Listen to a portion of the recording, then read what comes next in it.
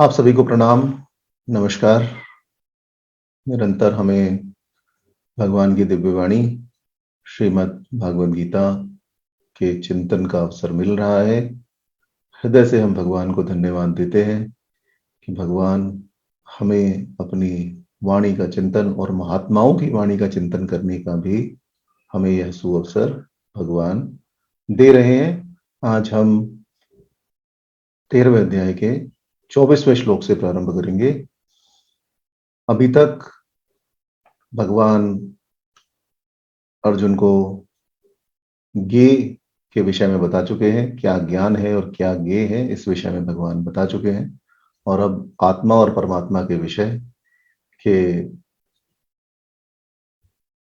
आत्मा और परमात्मा के विषय में विशेष चिंतन यहाँ भगवान कर रहे हैं। और यहाँ से लेकर अध्याय के उपसंहार तक प्रकृति पुरुष का विषय और परमात्मा का विषय ही मुख्य है। यहाँ प्रकृति पुरुष समझना इसलिए भी आवश्यक है, हालांकि यह नया ज्ञान नहीं है, संपूर्ण भागवत गीता में ही प्रकृति पुरुष का वर्णन है, परंतु इन अध्यायों में मूल रूप से सृष्टि के क्रम का वर्णन भी भगवान ने किया है। हमने पिछले सप्ताह श्रीमद् भागवत महापुराण में वर्णित सृष्टि के क्रम का वर्णन भी किया। भगवान कपिल द्वारा अपनी माता देवाहुति को दिए गए ज्ञान के विषय में भी हमने चिंतन किया। और 23वें श्लोक में भगवान ने अर्जुन से कहा कि इस देह में स्थित यह आत्मा वास्तव में परमात्मा ही है। आगे भी 14वें अध्याय में जब हम चिंतन करना प्रारंभ करेंगे, वहां भी परमात्मा अंश और अंशी के रूप में आत्मा और परमात्मा का वर्णन करेंगे, परंतु यहां भगवान ने स्पष्ट रूप से कह दिया, परमात्मा इति च अपि उक्त देहे अस्मिन पुरुषः परः, कि इस देह में स्थित यह आत्मा ही वास्तव में परमात्मा है। वह सभी का साक्षी है, वह सभी के पाप पुण्य कर्मों को देखता रहता है, इसलिए वह उपद्रष्टा है और अपनी यथार्थ सम्मति भी प्रत्येक कर्म के लिए वह परमात्मा रूपी आत्मा देता है, इसलिए वह अनुमंता भी है। सभी का भरण पोषण होने वाला होने के कारण वह भरता भी है, जीव रूप से भोगता है, ब्रह्म आदि का भी स्वामी होने से महेश्वर है और शुद्ध सच्चिदानंद घन होने से परमात्मा है। ऐसा भगवान ने कहा कि ऐसा श्रुतियों में भी कहा गया है। अब आगे भगवान इसी विषय को आगे बढ़ाते हुए और इसी विषय का चिंतन करते हुए कहेंगे कि जो इस प्रकार गुणों सहित प्रकृति और पुरुष को जान जाता है, वह सब प्रकार से इस संसार में सम्मिलित होते हुए भी पुनर्जन्म नहीं लेता। परंतु 13वें अध्याय के 24वें श्लोक से प्रारंभ करने से पहले हम ध्यान करेंगे, जिससे हमारी मन, वाणी और बुद्धि भगवान के श्री चरणों में समर्पित हो जाए। ओम शुक्लांबरधरं देवं शशिवर्णं चतुर्भुजं प्रसन्नवदनं ध्यायेत् सर्वविघ्नोपशान्तये। शान्ताकारं भुजङ्गशयनं पद्मनाभं सुरेशं विश्वाधारं गगनसदृश्यं मेघवर्णं शुभांगं लक्ष्मीकान्तं कमलनयनं योगिविधिर्यानगम्यं वन्दे विष्णुं भवभयहरं सर्वलोकैकनाथं। सर्वमंगलमांगल्ये शिवे सर्वार्थसाधिके शरण्ये त्र्यंबके गौरी नारायणी नमस्तुते। सर्वदा सर्वकार्येषु नास्ति तेषां मंगलम् येषां हृदयस्थो भगवान् मंगलायतनं हरि। तदेव लग्नं सुदिनं त्वदेव ताराबलं चन्द्रबलं त्वदेव विद्याबलं दैवबलं तदेव लक्ष्मीपते ते ह्रीयुगं स्मरामि। लाभस्तेषा जयस्तेषा कुत्स्तेषां पराजयः येषामिन्दीवर्षामो हृदयस्थो जनार्दनः विनायकं गुरुं भानुं ब्रह्मा विष्णु महेश्वरान् सरस्वतीं प्रणम्यादो सर्वकार्यार्थ सिद्धये अभिषिप्तार्थ सिद्ध्यर्थं पूज्यतो ये सुरासुरे सर्वविघ्नहरस्तस्मै गणाधिपतये नमः। ओम प्रहलाद नारद पराशर पुंडरीक व्यासाम्बरीश शुक शौनक भीष्मदाल भयान रुक्मांगदा अर्जुन विभीषण युधिष्ठिरादीन पुण्यानिमान परम भागवतान स्मरामि अश्वत्थामा बलियासो हनुमानश्च विभीषणः कृपरशुरामश्च सप्तेत चिरजीवना सप्तेतान् संस्मरे नित्यं मार्कण्डेयमतष्टमम् जीवेत् वर्षशतं साग्रमपमृत्यु विनश्यति।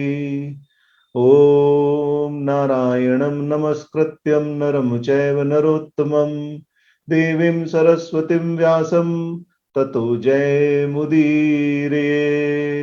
व्यासाय विष्णुरूपाय व्यासरूपाय विष्णवे नमो वै ब्रह्मनिधये वसिष्ठाय नमो नमः। वेदे रामायणे चैव पुराणे भारते तथा आदावन्ते च मध्ये च हरिः सर्वत्र गीयते। नमोऽस्तुते व्यास विशाल बुद्धे फुलारविन्दाय तपन्नेत्रं येन त्वया भारत तैलपूर्णे प्रज्वालितो ज्ञानमय प्रदीप।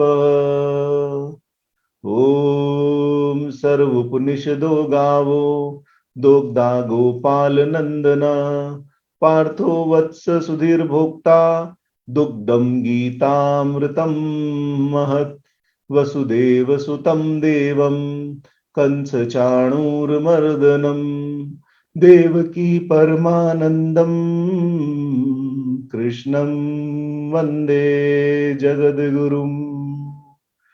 श्री कृष्ण गोविंद हरे मुरारे हे नाथ नारायण वासुदेव मात पिता स्वामी सखा हमारे।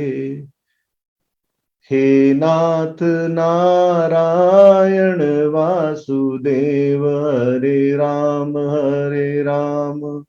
राम राम हरे हरे हरे कृष्ण कृष्ण कृष्ण हरे हरे। ओम नमो भगवते वासुदेवाय ओम नमो पितामहाय ओम नमो प्रजापतिभ्य ओम नमो कृष्णद्वैपनाय ओम नमो सर्वविघ्न विनायकेभ्य। जय जय श्री राधे श्याम जय जय श्री सीताराम जय जय श्री राधे।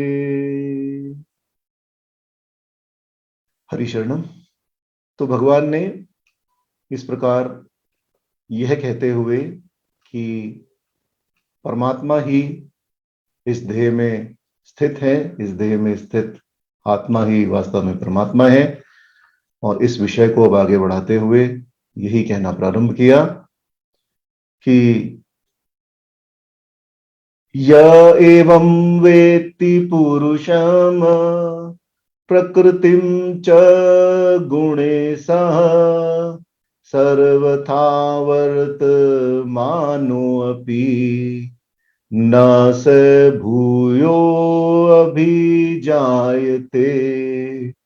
सर्वथा वर्तमानोऽपि न स भूयोऽभिजायते।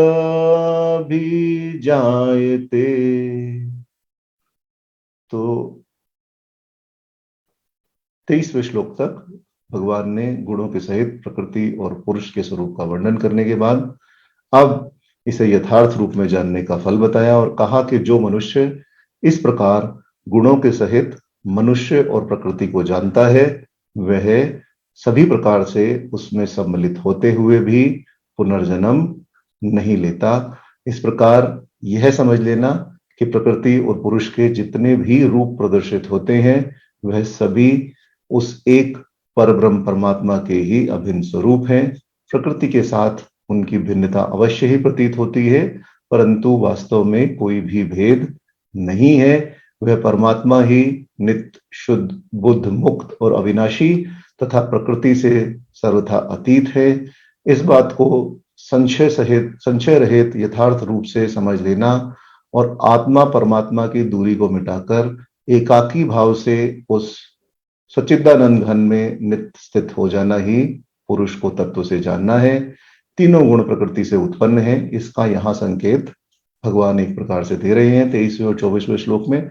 आगे 14वें श्लोक में गुणत्रय विभाग योग में, 14वें अध्याय में गुणत्रय विभाग योग में इसी विषय को अधिक रूप से भगवान स्पष्ट करेंगे। जैसा कि हमने देखा है कि भगवान के वर्णन की शैली है, जिस भी विषय को भगवान कहना चाहते हैं उस विषय का एक अंश रूप से वर्णन पहले अध्याय में भगवान कर देते हैं और फिर अगले अध्याय में विस्तार से उसे समझाते हैं। उसी विषय में यहाँ प्रकृति का वर्णन भगवान कर रहे हैं और कह रहे हैं कि इस प्रकृति के कारण ही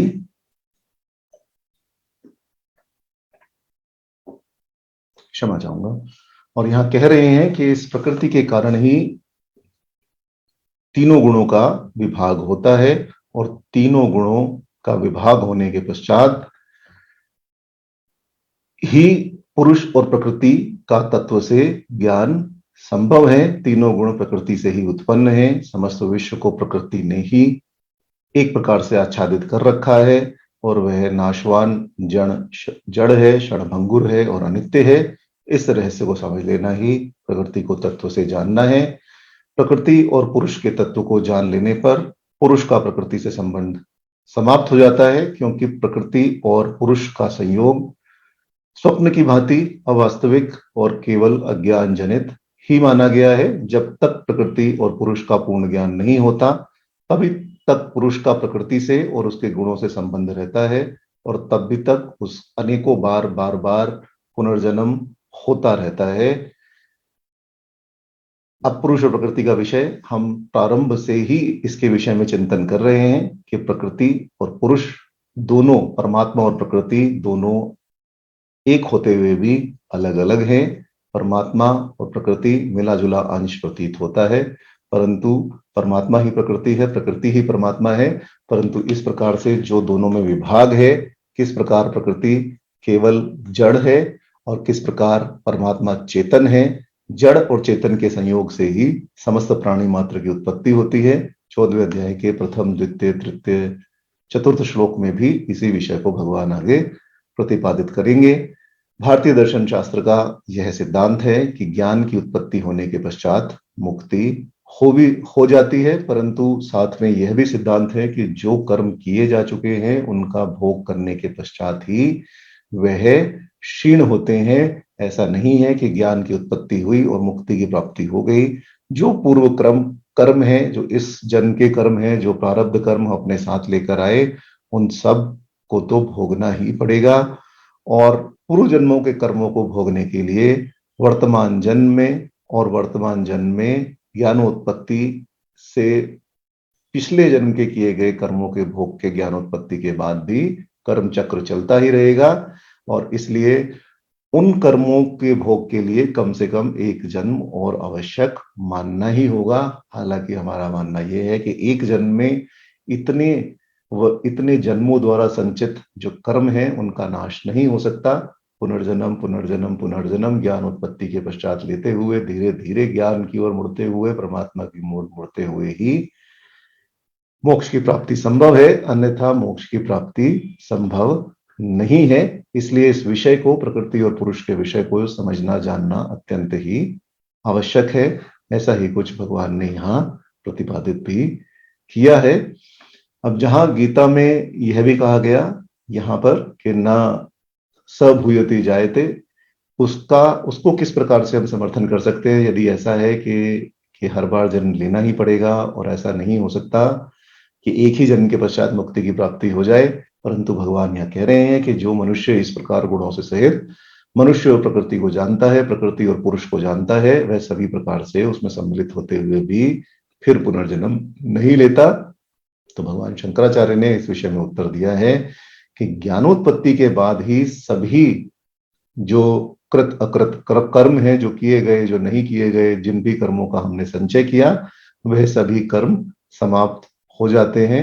और इस विषय में उन्होंने यह भी कहा है कि भगवान स्वयं ही कह चुके हैं कि ज्ञानान हि सर्वकर्माणि भस्मात् कुरुते अर्जुन। भगवान ने यह प्रतिपादित पूर्ण रूप से कर दिया है कि ज्ञान की उत्पत्ति के पश्चात सभी कर्म अपने आप ही भस्म हो जाते हैं। तो यहां भी यही मानना चाहिए कि ज्ञान प्राप्ति के बाद जन्म की, पुनर्जन्म की निवृत्ति हो ही जाएगी और केवल अविद्या जनित कर्मों के द्वारा ही पुनर्जन्म का अंकुर उत्पन्न होता है। यह गीता जी में भगवान ने अनेक जगह कहा है कि अहंकार पूर्वक अभिसंधि से किए हुए कर्म ही जन्म आदि फल के प्रदाता है। उसी के कारण, अज्ञान के कारण ही, अज्ञान जनित ज्ञान के कारण ही जब हम अनेकों कर्म करते रहते हैं तो वही हमारे पुनर्जन्म का कारण बनते हैं। परंतु जब पूर्ण ज्ञान की उत्पत्ति हो जाती है, परमात्मा का विषय समझ में आ जाता है, प्रकृति और पुरुष का भेद समझ में आ जाता है, तब पुनर्जन्म नहीं होता। क्योंकि ज्ञानानि सर्वकर्माणि भस्मात् कुरुते अर्जुन, कि ज्ञान ही समस्त कर्मों को भस्म कर देता है। महाभारत में इसके समर्थन में एक और श्लोक उद्धृत हुआ है जिसमें कहा गया है कि बीजान्य अग्ने दग्धानि न रोहन्ति यथा पुनः ज्ञान दग्धे तथा कलेशान आरात्मा संपदते पुनः। जिस प्रकार अग्नि के द्वारा जला दिए गए बीज फिर से अंकुर उत्पन्न नहीं कर सकते, यदि अग्नि ने किसी बीज को भस्म कर दिया तो जो प्रकृति की शक्ति है, जो परमात्मा का अंश उस बीज में विद्यमान है, वह समाप्त हो गया। और फिर पुनः यदि हम उस बीज को रोपित कर दें तो चाहे कितना भी पानी दें, कितनी भी खाद डालें, परंतु उस बीज से अंकुर नहीं निकल सकता। क्योंकि प्रकृति और पुरुष के संयोग का जो उसके अंदर समावेश था, उस बीज के अंदर समावेश था, जब वही अग्नि के द्वारा नष्ट हो गया तब अंकुर की उत्पत्ति हो ही नहीं सकती। इसी प्रकार जब मनुष्य को ज्ञान की प्राप्ति हो गई और उसने अग्नि से, अपने समस्त ज्ञान की अग्नि से अपने समस्त पाप कर्मों का नाश कर दिया, तब उसे किसी भी प्रकार से पुनर्जन्म की प्राप्ति हो ही नहीं सकती। जिस प्रकार अग्नि के द्वारा जला दिए जाने पर बीज पुनः अंकुर प्राप्त नहीं करता, उसी प्रकार कलेशों को ज्ञान के द्वारा समाप्त कर दिए जाने पर यह आत्मा भी पुनर्जन्म ग्रहण नहीं करता। फिर अब यहाँ एक यह प्रश्न भी हो सकता है कि चलो ये हमने मान लिया कि ज्ञान की उत्पत्ति के बाद किए हुए कर्मों का ज्ञान से दहन हो जाता है, ज्ञान से उसकी समाप्ति हो जाती है, क्योंकि वह ज्ञान के साथ ही उत्पन्न होते हैं। परंतु जो इस जन्म में अथवा पूर्व जन्म में हमने जो कर्म किए, इस ज्ञान के उत्पन्न होने से पहले हमने जो कर्म किए, उनका क्या होगा, किस प्रकार उनका नाश हो सकेगा? इसका उत्तर देते हुए भगवान शंकराचार्य कहते हैं कि शास्त्रों में कहा गया है सर्वकर्माणि, श्रीमद् भागवत गीता में भी यही कहा गया सर्वकर्माणि, अर्थात ज्ञान अग्नि समस्त कर्मों को जला देता है। सभी कर्मों में जो पुराने पिछले जन्म में भी कर्म किए गए अथवा अतीत में भी जो कर्म किए गए, वह सब भी सम्मिलित है। यदि यह कहा जाए कि सर्वकर्माणि का अर्थ भी ज्ञानोत्पत्ति के बाद होने वाले सभी कर्म ही है, तो ऐसा भी मानने में कोई प्रमाण नहीं दिया जा सकता। ज्ञान उत्पन्न हो जाने पर जन्मांतर के अभाव को ना मानने वालों ने भी यही कहा है कि जिस प्रकार वर्तमान शरीर के आरंभ करने में कर्म ज्ञान हो जाने पर भी अपना शरीर, अपना फल शरीर धारण पर्यंत करने तक ही केवल उस अज्ञान की परिसीमा रहती है, उसके पश्चात वह समाप्त हो जाता है। परंतु ज्ञान उत्पन्न हो जाने के पश्चात जो भी कर्म किए जाएंगे, भले ही वह अहंकार से और अपने आप को कर्ता मानने से न भी किए जाएं, परंतु तब भी वह अपना फल तो अवश्य ही देंगे, क्योंकि फलों को उपस्थित करना ही कर्मों का स्वभाव है। इसलिए ज्ञानोत्पत्ति के बाद मुक्ति का प्रसंग नहीं होता। यह भी आक्षेप लगाया जा सकता है कि ज्ञान उत्पत्ति के बाद मुक्ति का प्रसंग नहीं होता, क्योंकि कर्म तो अपना फल देंगे ही। वह तो केवल महाप्रलय की अवस्था में ही प्राप्त हो सकता है। इसका उत्तर देते हुए भी भगवान शंकराचार्य एक उदाहरण देते हुए इस सिद्धांत को समझाते हैं कि जैसे किसी भी लक्ष्य का वेदन करने के लिए धनुष से छोड़ा गया बाण लक्ष्य को वेदने के बाद भी उतना ही आगे चला जाता है जितना कि वेग उसमें दिया गया है, उसी प्रकार शरीर के आरंभ में कर्म लक्ष्यभूत ज्ञान प्राप्ति के बाद भी वेग से ही मूलभूत रहने के कारण शरीर धारण पर्यंत वह अपना फल देता रहता है। परंतु जिस बाण को धनुष पर चढ़ा लेने के बाद लक्ष्य के अभाव में धनुष से वापस उतार लिया जाए, उसमें कोई भी शक्ति नहीं रहती, कोई भी वेग नहीं रहता, वह जरा भी दूर नहीं जा सकता। इसी प्रकार ज्ञान प्राप्ति के बाद किए जाने वाले कर्म अविद्या और अहंकार रूपी वेग के अभाव में अपने आश्रयभूत शरीर में ही समाप्त हो जाते हैं, वह फल प्रदाता नहीं बनते। इसलिए गीता का ज्ञानवान के विषय में न स भूयो अभिजायते, यह पुनः उत्पन्न नहीं होता, यह कथन सर्वथा सत्य और युक्ति युक्त है। संक्षेप में यदि हम इसे समझें तो संक्षेप में इसका समझना इतना ही है कि भगवान ने यहाँ कहा कि जिसको प्रकृति पुरुष का ज्ञान हो जाता है, जो यथार्थ रूप में संपूर्ण ज्ञान की उत्पत्ति उसे हो जाती है, जो सब में समता रखने लगता है, तब उसका पुनर्जन्म नहीं होता। इस पर अनेक दार्शनिकों का प्रश्न यही है कि हमारे शास्त्रों में तो यही लिखा है कि यदि आपका जन्म हुआ है तो आपको इस कर्म के और पूर्व जन्म के भी सभी कर्मों का भोग करना ही पड़ेगा, तब भगवान ने ऐसा क्यों कहा? तो इसी का उत्तर देते हुए शंकराचार्य जी ने यहाँ यही कहा है कि ज्ञानोत्पत्ति से तुरंत ही समस्त कर्मों का नाश हो जाता है, सर्व कर्माणि, समस्त कर्मों का नाश हो जाता है। भगवान यह अन्यत्र भी गीता में कह चुके हैं, और उनका नाश होने के पश्चात पुनर्जन्म का प्रश्न ही उत्पन्न नहीं होता। अब यदि यह कहा जाए कि किस प्रकार यह कार्य घटता है, किस प्रकार यह कार्य घटित होता है, तो इसके विषय में उन्होंने धनुष से छूटे हुए बाण का उत्तर दिया है कि जितनी वेग से आप बाण को छोड़ेंगे उतनी ही वेग से वह आगे जाएगा। ऐसा नहीं होगा कि लक्ष्य को वेद करने के पश्चात वह वहीं रुक जाएगा, वह आगे भी जाएगा।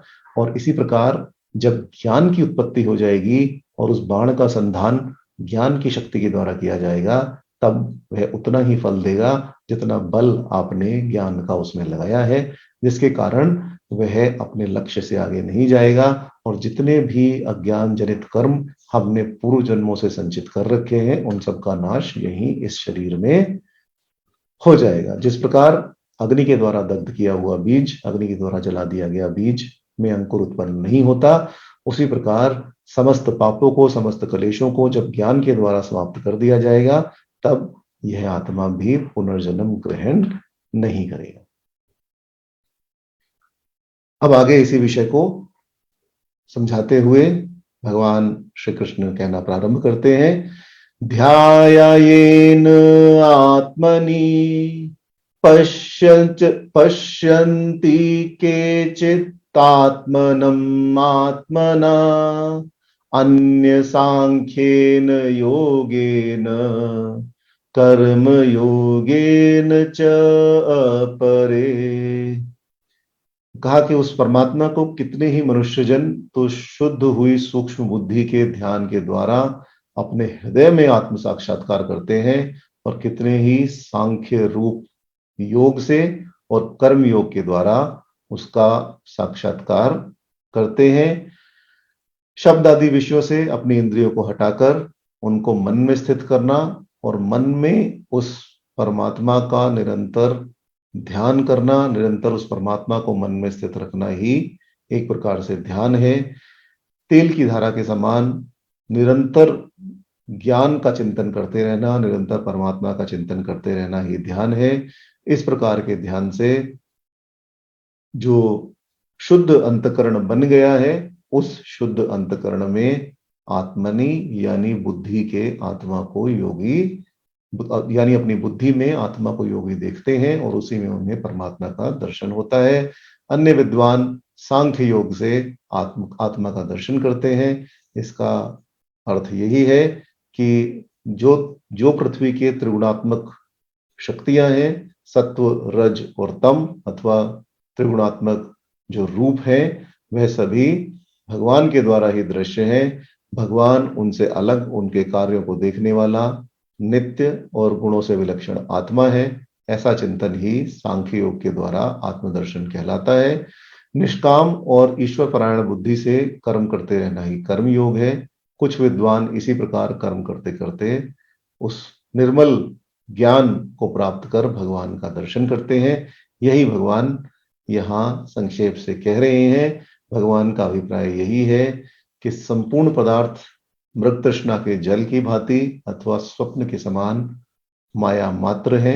इसलिए प्रकृति के कार्य रूप समस्त गुणों में ही व्यवहार कर रहे हैं। ऐसा समझकर मन, इंद्रिय और शरीर के द्वारा होने वाले समस्त कर्मों में कर्तापन के अभिमान से रहित हो जाना और सर्वव्यापी सच्चिदानंद घन परमात्मा में एकाकी भाव से नित्य स्थित रहते हुए एक सच्चिदानंद घन परमात्मा के अतिरिक्त अन्य किसी की भी सत्ता न समझना, यही सांख्य योग का साधन है।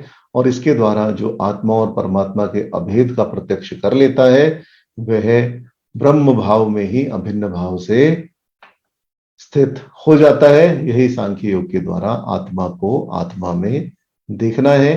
कुछ महात्माओं ने ऐसा भी कहा है कि जो निष्काम कर्म करते हुए कर्म में फलों की आसक्ति न रहते हुए ब्रह्म को जानना चाहते हैं, वह कर्म योगी हैं। और कर्म योग के बाद ब्रह्म ज्ञान के अभिलाषी वेदांत आदि के श्रवण में प्रवृत्त होते हैं, श्रवण करना प्रारंभ करते हैं। फिर ब्रह्म का ज्ञान प्राप्त करने के लिए यह कर्मयोगी मनन आदि में प्रवृत्त होते हैं।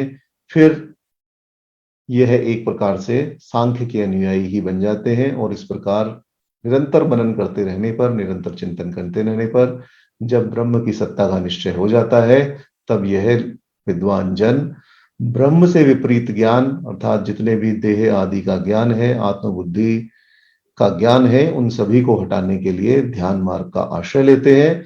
इनमें से जो कर्म और सांख्य में प्रवीण हो गए हैं, वह ध्यान के द्वारा आत्मा अर्थात देह में, आत्मना अर्थात बुद्धि से परमेश्वर का दर्शन करते हैं।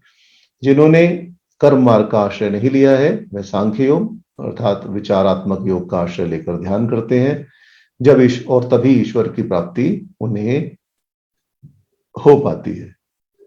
इस प्रकार जो साधन भगवान ने यहां बताए, चाहे सांख्य योग हो, चाहे कर्म योग हो, चाहे किसी भी प्रकार से हम हृदय में अपनी बुद्धि को शुद्ध कर निरंतर आत्मा का चिंतन करते हुए परमात्मा को देखने का प्रयास करें, यह सभी साधन एक दूसरे के पूरक हैं और एक दूसरे के विकल्प नहीं है। यदि कर्म योग में भी ध्यान का आश्रय लिया जाएगा तो वह सांख्य योग की ओर ही मुड़ेगा।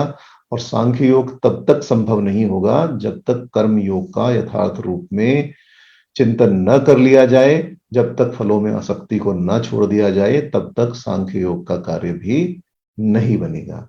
इसलिए यह सभी जो भगवान ने उपाय बताए और जो हमारे महात्माओं ने भी धर्मशास्त्रों में परमात्मा की प्राप्ति के उपाय बताए हैं, वह सभी एक दूसरे के पूरक हैं, एक दूसरे के विकल्प नहीं है। अब प्रश्न यह आता है कि सांख्य योग का जो यह साधन भगवान ने यहां बताया, यह किस प्रकार किया जा सकता है। तो यदि हम सांख्य योग के 4 साधन देखें तो सांख्य योग के 4 साधनों में विवेक, वैराग्य, षट संपत्ति और मुमुक्षुत्व, यही 4 साधन होते हैं। सबसे पहले है विवेक। विवेक सत और असत वस्तु के, नित्य और अनित्य वस्तु के यथार्थ ज्ञान का नाम ही विवेक है। एक बार विवेक उत्पन्न हो गया, बुद्धि उत्पन्न हो गई, तो सत और असत, नित्य और अनित्य सब अलग अलग दिखाई देने लगते हैं। सभी अवस्थाओं में, प्रत्येक वस्तु में, प्रति क्षण आत्मा और अनात्मा का विश्लेषण करते करते ही यह विवेक बुद्धि, विवेक सिद्धि प्राप्त हो सकती है। विवेक का मूल रूप से उदय हो जाने पर, यथार्थ रूप से उदय हो जाने पर, सत और असत और नित्य और अनित्य वस्तु का क्षीर निर्विवेक की भांति प्रत्यक्ष अनुभव होने लगता है। और इसके बाद दूसरा साधन बनता है वैराग्य। विवेक के द्वारा एक बार सत असत और नित्य अनित्य का ज्ञान हो गया, तब नित्य अनित्य से सहज ही राग हो जाता है और इसी का नाम वैराग्य है। असत की ओर मन हटने लगता है और सत की ओर मन बढ़ने लगता है। इसी का नाम राग है और इसी का नाम वैराग्य है। जब असत से हटकर सत की ओर अथवा अनात्मा से हटकर आत्मा की ओर मन आगे बढ़ने लगेगा, तब अपने आप ही उस पूर्ण ब्रह्म परमात्मा में राग हो जाएगा और उस राग का नाम ही वैराग्य है। तो वैराग्य उत्पन्न होता है मन में भोगों की अभिलाषाएं, परंतु वह वैराग्य ऐसा वैराग्य नहीं है जो आजकल संसार सागर में आप देख सकते हैं। मन में भोगों की अनेकों अभिलाषाएं हैं, ऊपर से संसार से घृणा और द्वेष हम कर रहे हैं, यह वैराग्य नहीं है। वैराग्य में किसी भी प्रकार की असत वस्तु में राग का सर्वथा अभाव है। वैराग्य यथार्थ रूप में अनासक्ति का नाम है। जिसको सच्चा वैराग्य प्राप्त होगा वह कभी भी लौकिक मर्यादाओं में नहीं फंसेगा और उसके मन में ब्रह्मलोक तक के समस्त भोगों में तृष्णा और आसक्ति का अत्यंत ही अभाव हो जाएगा।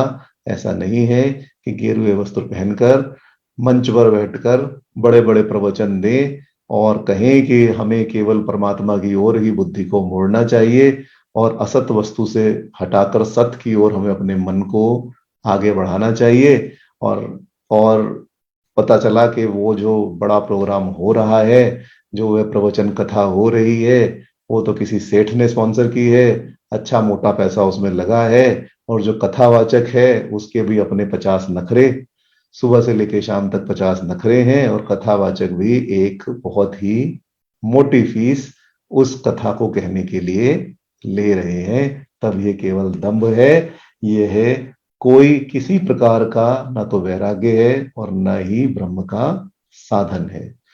तो इसलिए वैराग्य असत वस्तुओं से सत की ओर ध्यान को आकर्षित करना और धीरे धीरे उसी में स्थापित हो जाना। असत वस्तुओं में जितना भी राग है उस सब का संपूर्ण रूप से अभाव कर देना ही वैराग्य है। अन्यथा वह वैराग्य नहीं है, वह केवल भोगों में आसक्ति ही है, जिसे हम वैराग्य का चोला ओढ़कर पूरा करने का प्रयास कर रहे हैं। इस प्रकार अब इन विवेक और वैराग्य के उत्पन्न होने के पश्चात साधक को 6 विभागों वाली एक परम संपत्ति की प्राप्ति होती है। जब तक वह पूर्ण रूप से प्राप्त ना हो, पूरी रूप से ना मिले, तब तक यह समझ लेना चाहिए कि विवेक और वैराग्य पूर्ण रूप से सिद्ध नहीं हुए, क्योंकि विवेक और वैराग्य से भली प्रकार संपन्न हो जाने पर साधक को इस संपत्ति की प्राप्ति सहज ही रूप से हो जाती है। इस संपत्ति का नाम है षट संपत्ति और इसके 6 विभाग हैं। परंतु एक और प्रश्न यहां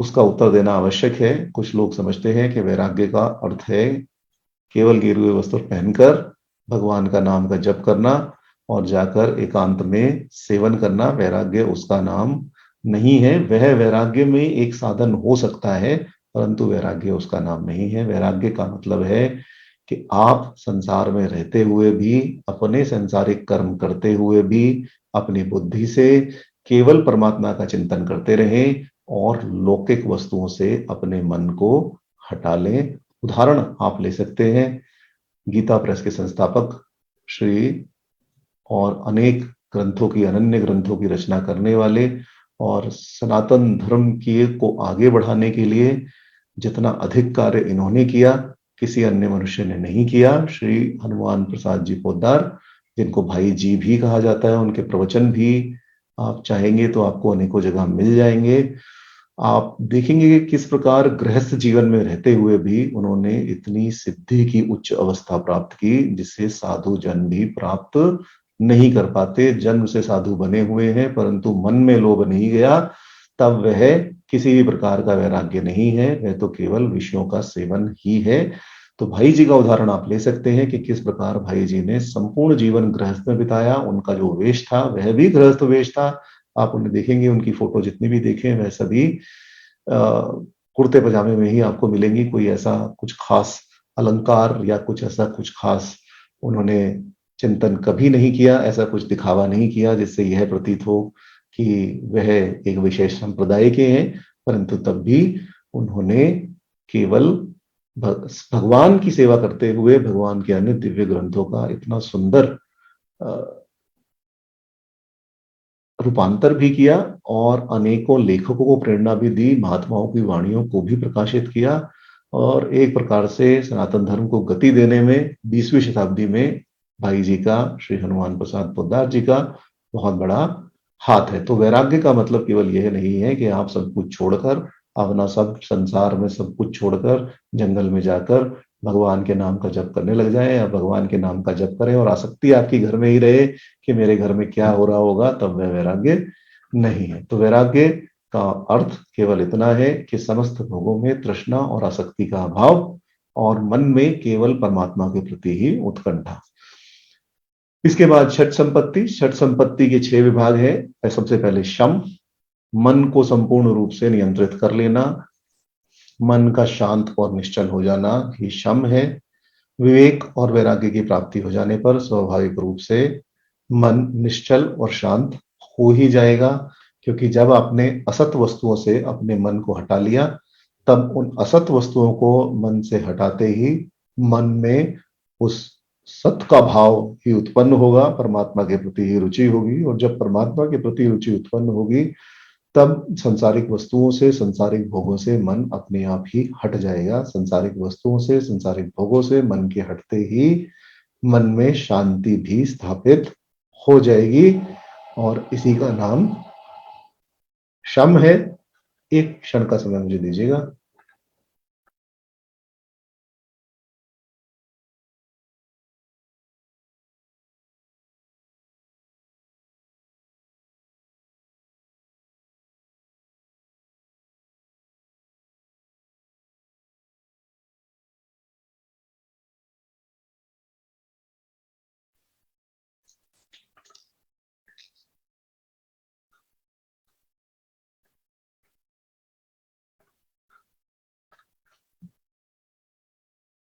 क्षमा चाहता हूं। इसके पश्चात जो अगला साधन है वह है दम। इंद्रियों का संपूर्ण रूप से नियंत्रण और विषय के चिंतन से, विषय के रस में फंसने की जो प्रवृत्ति है उससे रहित हो जाना ही दम है। तो सबसे पहले आया शम, मन को पूर्ण रूप से नियंत्रित किया। फिर आया दम, मन के साथ साथ अन्य इंद्रियों और इंद्रियों के विषय को भी पूर्ण रूप से नियंत्रित किया। और इंद्रियों को नियंत्रित करते ही, उनके रसास्वादन को नियंत्रित करते ही तीसरा संपत्ति अपने आप ही प्राप्त हो जाती है, जो है उपरति। जब मन को नियंत्रित कर लिया और इंद्रियों को भी नियंत्रित कर लिया, तब इंद्रिय के विषयों से भी मन अपने आप ही दूर हट जाता है, और मन से और विषयों का चित्त से उपरत हो जाना ही, मन विषयों का मन से हट जाना ही उपरति है। जब मन और इंद्रियों को विषयों में रस की प्राप्ति होगी ही नहीं, तब स्वाभाविक रूप से साधक भी उनसे अलग हट जाएगा। और यह केवल ऊपर से, केवल भोग मात्र से, केवल दिखावा करने के लिए नहीं होनी चाहिए, बल्कि भीतर से होनी चाहिए। अंदर से यह जब पूर्ण रूप से स्थापित हो जाएगा कि विषय ही विषयों को भोग रहे हैं, मेरा इनसे कोई लेना देना नहीं है, और मेरा मन पूर्ण रूप से शांत है, इंद्रियां मेरे वश में हैं, अपने विषयों की ओर इंद्रियां नहीं झुकती, तभी विषयों से उपरति संभव है, अन्यथा विषयों से उपरति संभव नहीं है। इसके पश्चात संपत्ति है तितिक्षा। तितिक्षा द्वंद्वों को सहन करने की शक्ति ही तितिक्षा है। चाहे गर्मी हो, चाहे सर्दी हो, चाहे सुख हो, चाहे दुख हो, इन सभी में एक भाव ही रखना और सभी को भगवान के द्वारा प्रदत्त मानना ही कि भगवान ने ही यह हमें दिया है, इसलिए हमें यह तो सहना ही है। अब आप कहें कि सर्दी और गर्मी से किस प्रकार बचा जा सकता है, उससे तो शरीर को कष्ट होगा ही। बात सही है, इन द्वंद्वों का नाश तो हो ही नहीं सकता। जो प्राकृतिक द्वंद्व है इनका तो नाश हो ही नहीं सकता। मन के अंदर जो द्वंद्व है उनका नाश स्वाभाविक रूप से हो सकता है, परंतु इनको सहन कर लेना भी उत्तम ही है। और सर्वोत्तम वही है कि द्वंद्वों से ऊपर उठकर द्वंद्वों को केवल साक्षी के रूप में, केवल यह देखते हुए कि द्वंद्व हो रहे हैं परंतु मुझे इनसे किसी भी प्रकार का कोई फर्क नहीं पड़ता, किसी भी प्रकार का कोई अंतर नहीं आता, यही तितिक्षा है। और ऐसा भाव जब मन में उत्पन्न हो जाता है तब सर्दी गर्मी मान अपमान साधक को विचलित नहीं करते। फिर पांचवी संपत्ति की प्राप्ति होती है जो है श्रद्धा। इस प्रकार जो आत्मा परमात्मा में प्रत्यक्ष की भांति जब परमात्मा का मन शांत होने पर परमात्मा की अनुभूति मन में होने लगी तो उसके प्रति जो अखंड विश्वास उत्पन्न हुआ वही श्रद्धा है। पहले शास्त्र, गुरु और साधन आदि में श्रद्धा उत्पन्न होती है, उससे आत्मश्रद्धा बढ़ती है।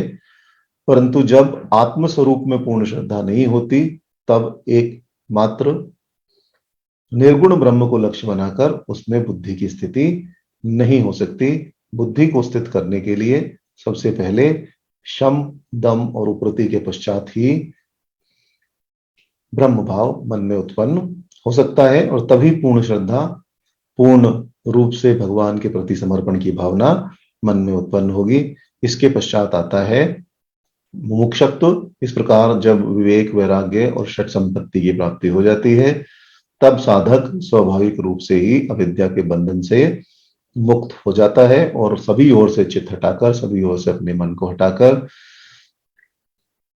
एकमात्र केवल परमात्मा की प्राप्ति के लिए ही अपने सभी उपायों को करता है। मन को केवल केवल परमात्मा की प्राप्ति में ही लगाता है और जब वह अत्यंत वेग से परमात्मा को प्राप्त करने के लिए एक प्रकार से दौड़ने लगता है, सभी प्रकार के साधन केवल परमात्मा की प्राप्ति के लिए ही करने लगता है, वही मुमुक्षत्व है और इसके पश्चात ही मोक्ष की प्राप्ति संभव है। इस प्रकार जो भगवान ने यहाँ कहा कि परमात्मा को कितने ही मनुष्य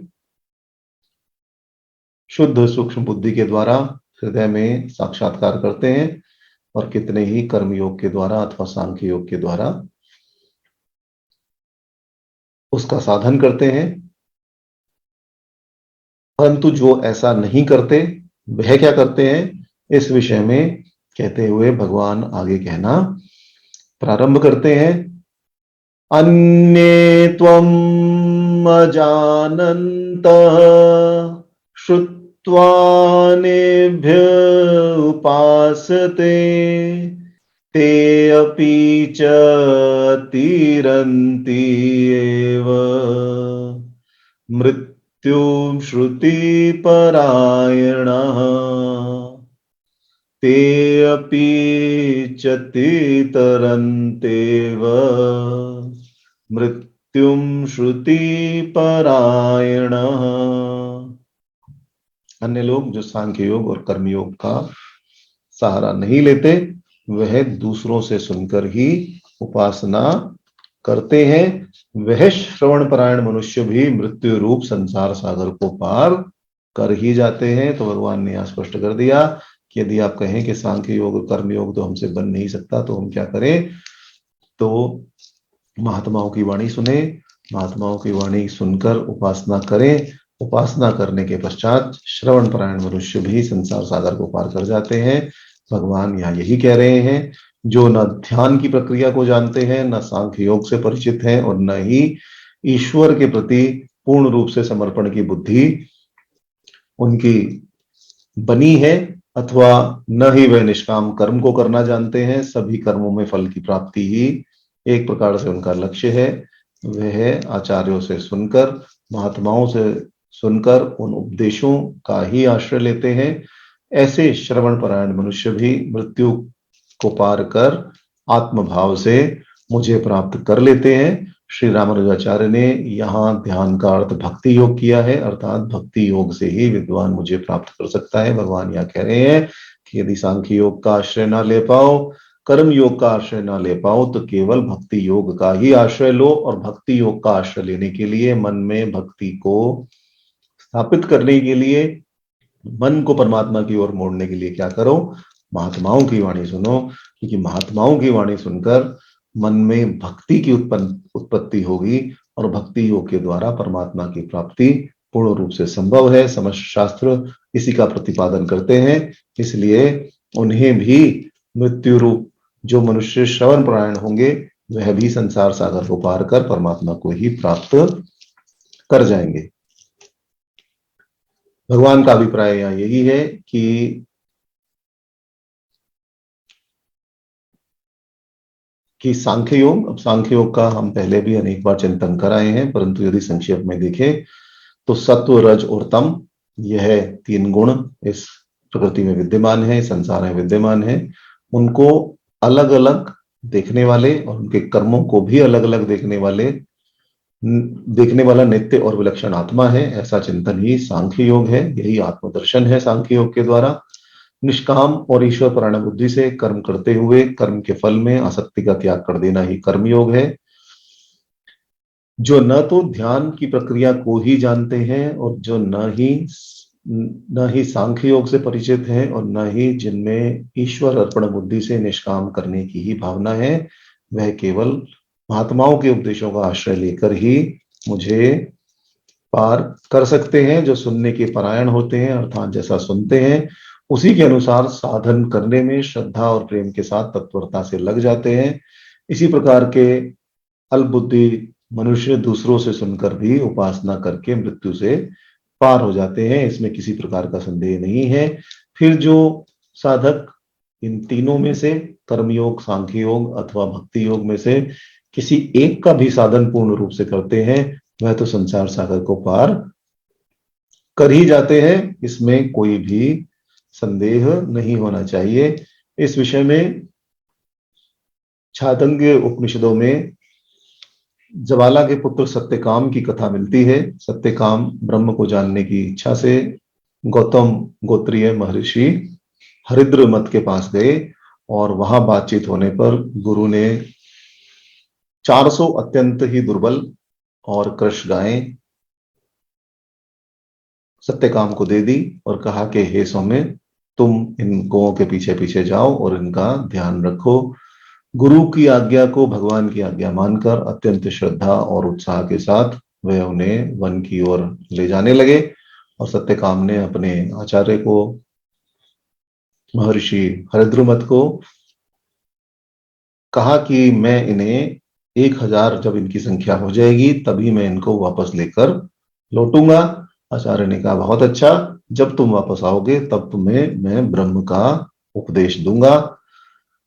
सत्यकाम उन सभी कृष गायों को, कमजोर गायों को तृण और जल की अधिकता वाले अनेकों वनों में ले गए और जब उनकी संख्या 1000 हो गई तब वे वापस लौटने लगे।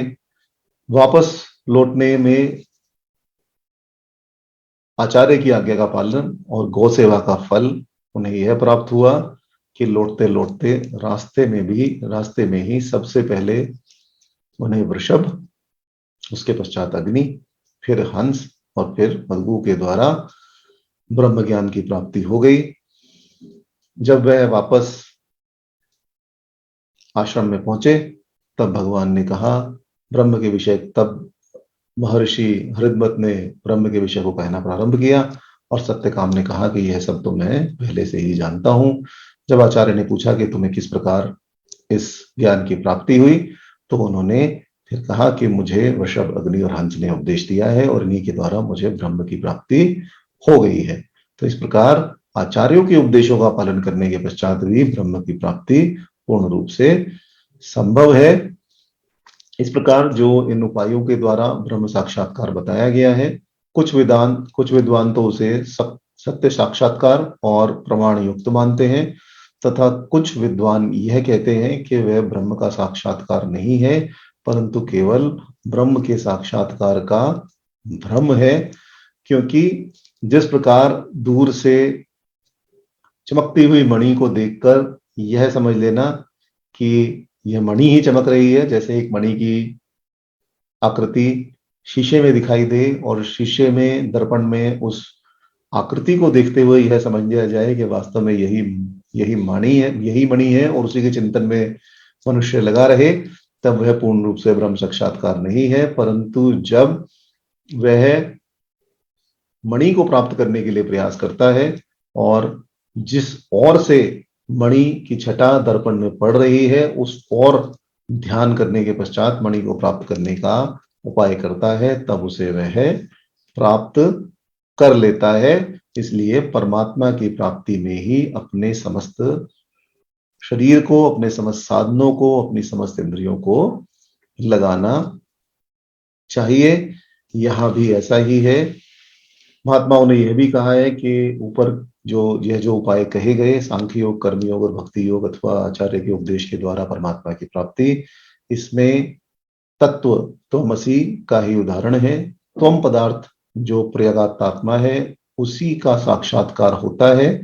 त्वम पदार्थ के तत्व को समझने के लिए ही समझने का भ्रम होता है और उसमें त्वम और तत्पदार्थ को समझाकर जब परमात्मा उसके साक्षात्कार ग्रहण करने के लिए आगे बढ़ता है, तब मणि और उसकी प्रभा जिस प्रकार एक प्रकार से नित्य संबंध उनका है, और मणि और प्रभा को देखकर मणि को ग्रहण करने के लिए व्यक्ति के हाथ में जैसे कुछ उपाय करने पर वह मणि आ ही जाती है, उसी प्रकार ब्रह्म की प्राप्ति भी हो जाती है और ब्रह्म की प्राप्ति के यही उपाय हैं। आगे भगवान अब पुनः विषय पर आते हुए परमात्मा के विषय में समझाते हुए भगवान कहते हैं, यावत् संजायते किंचित सत्वं स्थावर जंगमम् क्षेत्र क्षेत्रज्ञ संयोगात तत्विधि भरत ऋषभ।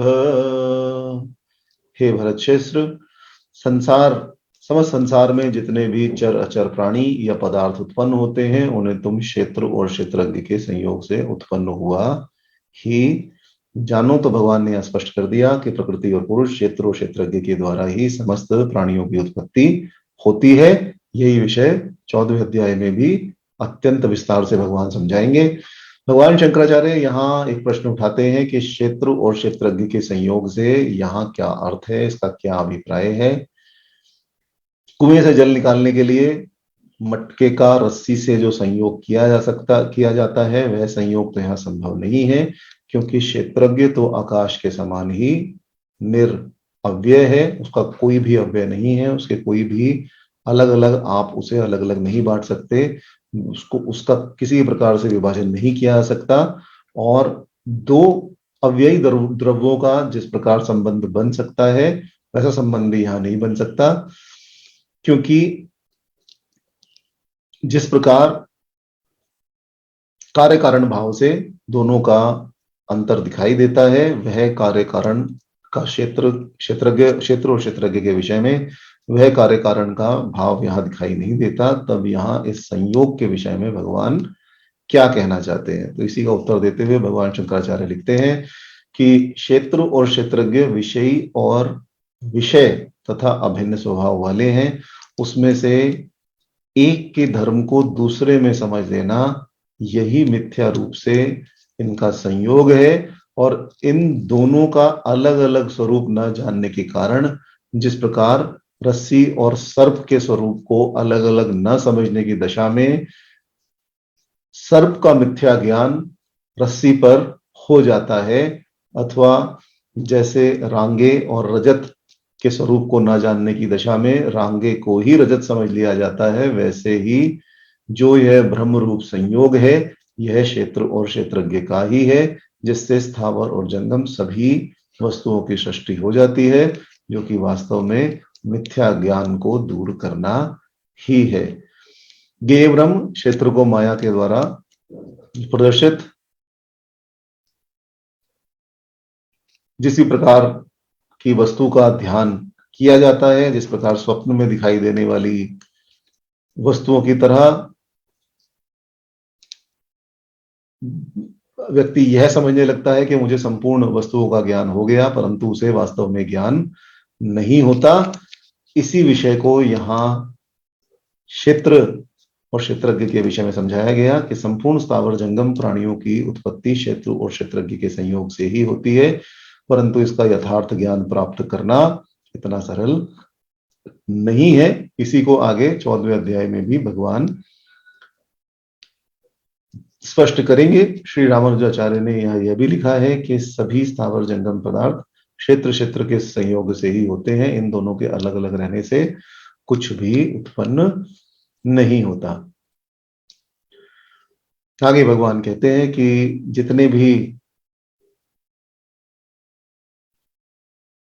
कि जो प्राणी जन्म आदि विकारों से युक्त और नष्ट होने वाले प्राणियों में भी जो नष्ट न होने वाले को समान रूप से स्थित देखता है, अर्थात आत्मा में भी परमात्मा का ही चिंतन करता है, वही वास्तव में देखता है और वही वास्तव में ज्ञानी है। भगवान कहते हैं समम सर्वेषु भूतेषु तिष्ठन्तं परमेश्वरं विनश्यत्सु अविश्यन्तं सपश्यति विनश्यत्सु अविनश्यन्तं सपश्यति। भगवान कहते हैं कि जो जन्म विकारों से युक्त तथा नष्ट होने वाले प्राणियों में जो नष्ट न होने वाले और समान रूप से स्थित सबके नियामक परमात्मा का दर्शन करता है, वही वास्तव में सब कुछ देख पाता है और वही ज्ञानी है, जो क्षेत्र और क्षेत्रज्ञ के को यथार्थ रूप में जान लेता है, जो ज्ञेय और ज्ञान के विषय को यथार्थ रूप में जान लेता है, जो आत्म और अनात्म को यथार्थ रूप में जान लेता है, वही सच्चा ज्ञानी है और वही वास्तव में सब कुछ देखता है। बार बार जन्म लेने वाले और मरने वाले जितने भी प्राणी हैं, विभिन्न सूक्ष्म और स्थूल शरीरों के संयोग वियोग से जिनका जन्म लेना और मरना समझा जाता है, उन सभी का वाचक यहाँ विनष्टु और सर्वेषु विशेषण है। और इसी के साथ भूतेषु शब्द भी भगवान ने यहाँ कहा है कि समस्त प्राणियों का उत्पत्ति और नाश होता ही रहता है, और शरीरों का संबंध होने के कारण वह विनाशशील भी है।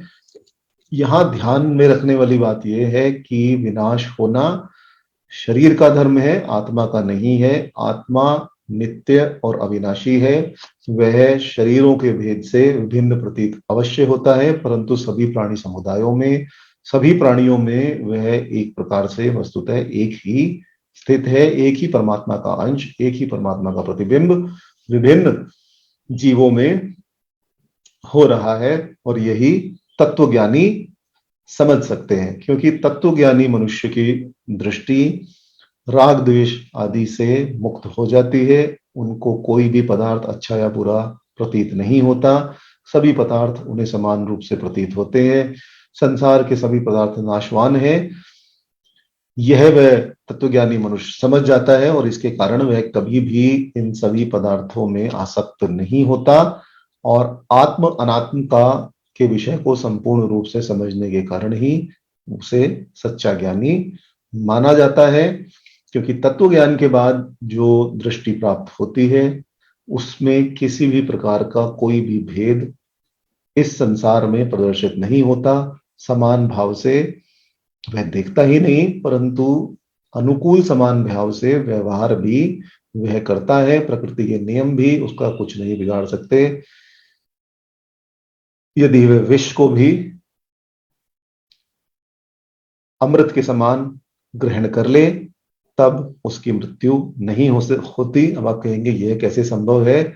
यह संभव है हमारे शास्त्रों में प्रहलाद जी, मीरा जी इत्यादि भक्तों के इतने अधिक वर्णन है कि उन्हें विष पिलाया गया, परंतु विष भी उनके लिए भगवान नाम के स्मरण के कारण ही, तत्व ज्ञान के कारण ही वह अमृत तुल्य हो गया, और वह कुछ भी उनका नहीं बिगाड़ पाया, क्योंकि वह सभी जगह ईश्वर को ही अवस्थित देखते थे। ईश्वर में ही उनकी श्रद्धा थी। विष में भी उन्होंने ईश्वर को ही देखा और विष का ग्रहण भी भगवान का प्रसाद समझकर ही किया। भगवान का प्रसाद समझने के कारण उस विष ने भी उनका कुछ भी नहीं बिगाड़ा। और ऐसा तत्व ज्ञान हो जाने पर पुनर्जन्म की कथा समाप्त हो जाती है और मोक्ष की प्राप्ति अवश्य ही होती है।